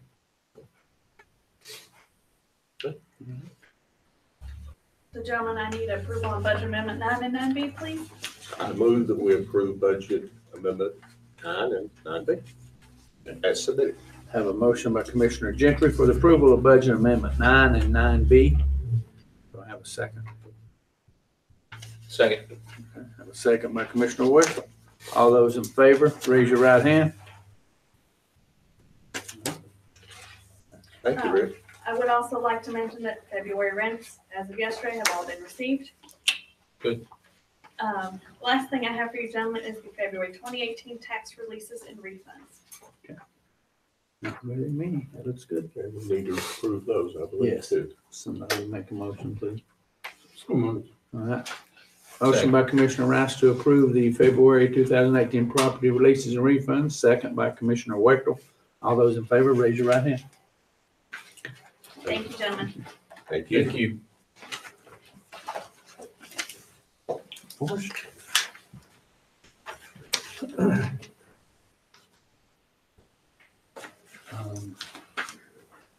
I don't have a lot on the update. The Unimog, yes. board purchased in, previous county manager purchased in 2014. I could pay a little over $20,000 for that. Sold on Gov Deals week before last, and we got $15,575 on that. So that is good. It will About 10 grand more than I go thought in we'd the get for it. landfill budget, and will help offset some of the equipment replacement that's going on there. And the new owners are very excited to have it, so, we've been there before, but they have that, with, so that's good. Other equipment and vehicles, surplus items such as that will continue to be put on gov deals.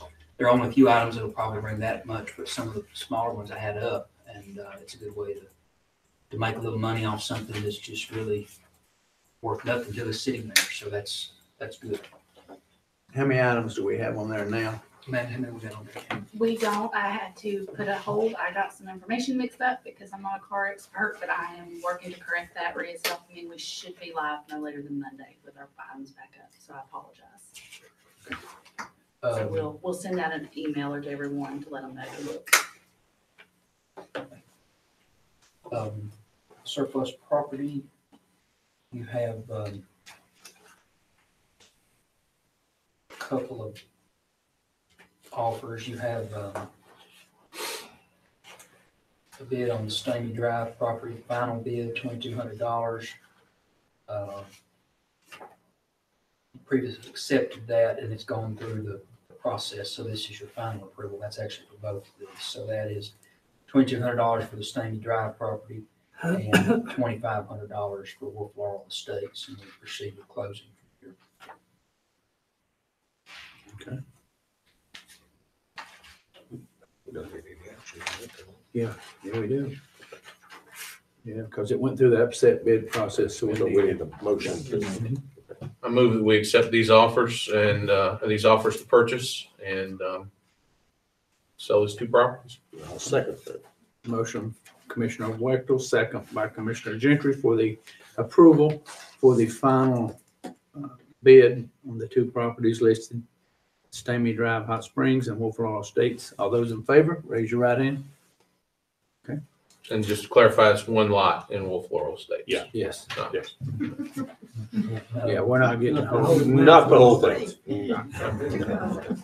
Uno block. Two other properties where the upset period will end on the 19th unless there's an upset received. Wolf Ridge Lot 7 and 12, the current bid is $8,000. That started at $5,000.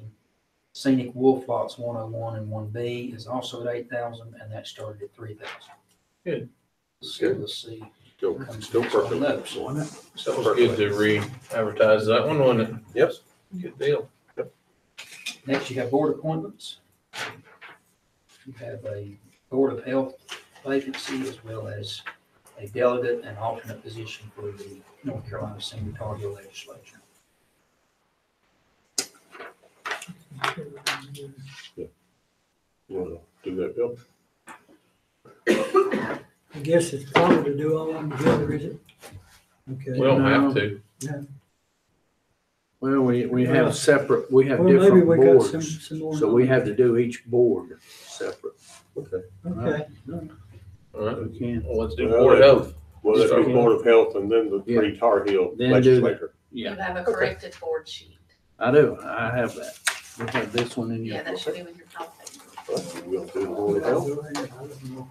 I'll do the Board of Health and you do the other three. Okay. Go ahead. Mr. Chairman, I would move that we take the recommendation for Dr. Meg Presley for Board of Health. No. We're replacing Dr. Meg Yes, I'm Presley trying to, with Suzanne Sheldon. okay, I don't have that on my, okay, say Suzanne Sheldon. I'll make a Okay. motion then. How's that? Okay, that's fine. All right. That's all I was just, mine is. No worries. No problem. No problem. Where's that at? Yeah. I don't It's on have the that. attachments. It's just, yeah, We have go down to talked about page this. 89 on your thing. Y'all need to Okay. determine. All right, we got it. whether you Well, want- there, I see what you, yeah, we have an application. Sheldon. but not on the list. Sheldon. Yeah. Yeah. We have traditionally not put them on the list. Well, we have sometimes. Okay, Whether Go you ahead, want us man. to make a Okay. recommendation, or whether y'all want to come up with people. And I'll, in this particular case, I'll make the recommendation as the board's member on the Yes. Board of Health, Yes, go. that we, or I will nominate Suzanne Sheldon, DMV, or not DMV, DVA, as a, as the to fill a vacancy on the Board of Health and complete the term of Meg Presley. And I'll be happy to second that. Thank you. We have a nomination for Suzanne Sheldon, second by Commissioner Gentry. All those in favor, raise your right hand.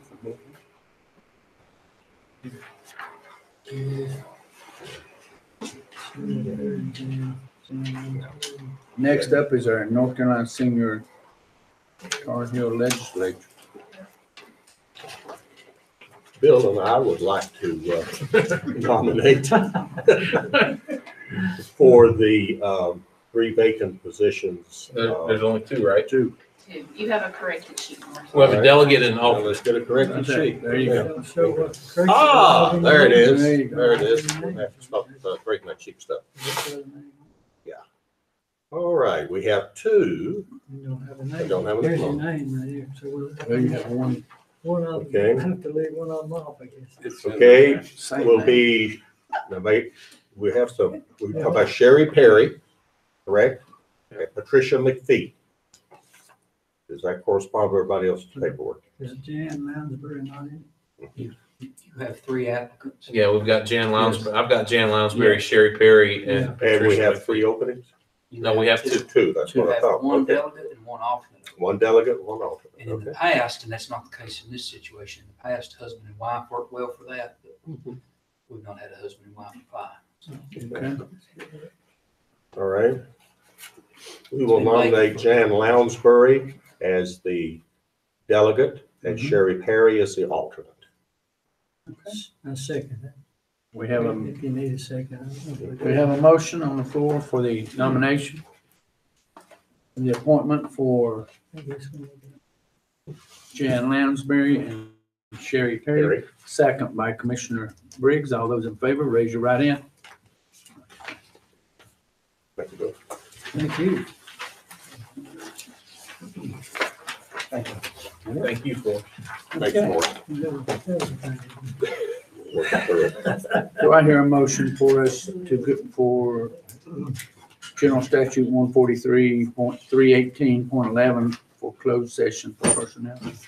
I have a motion by Commissioner Rice, Second. second by Commissioner Gentry for closed session. All those in favor, raise your right hand. We are in closed session. We will return. We'll be back. Short.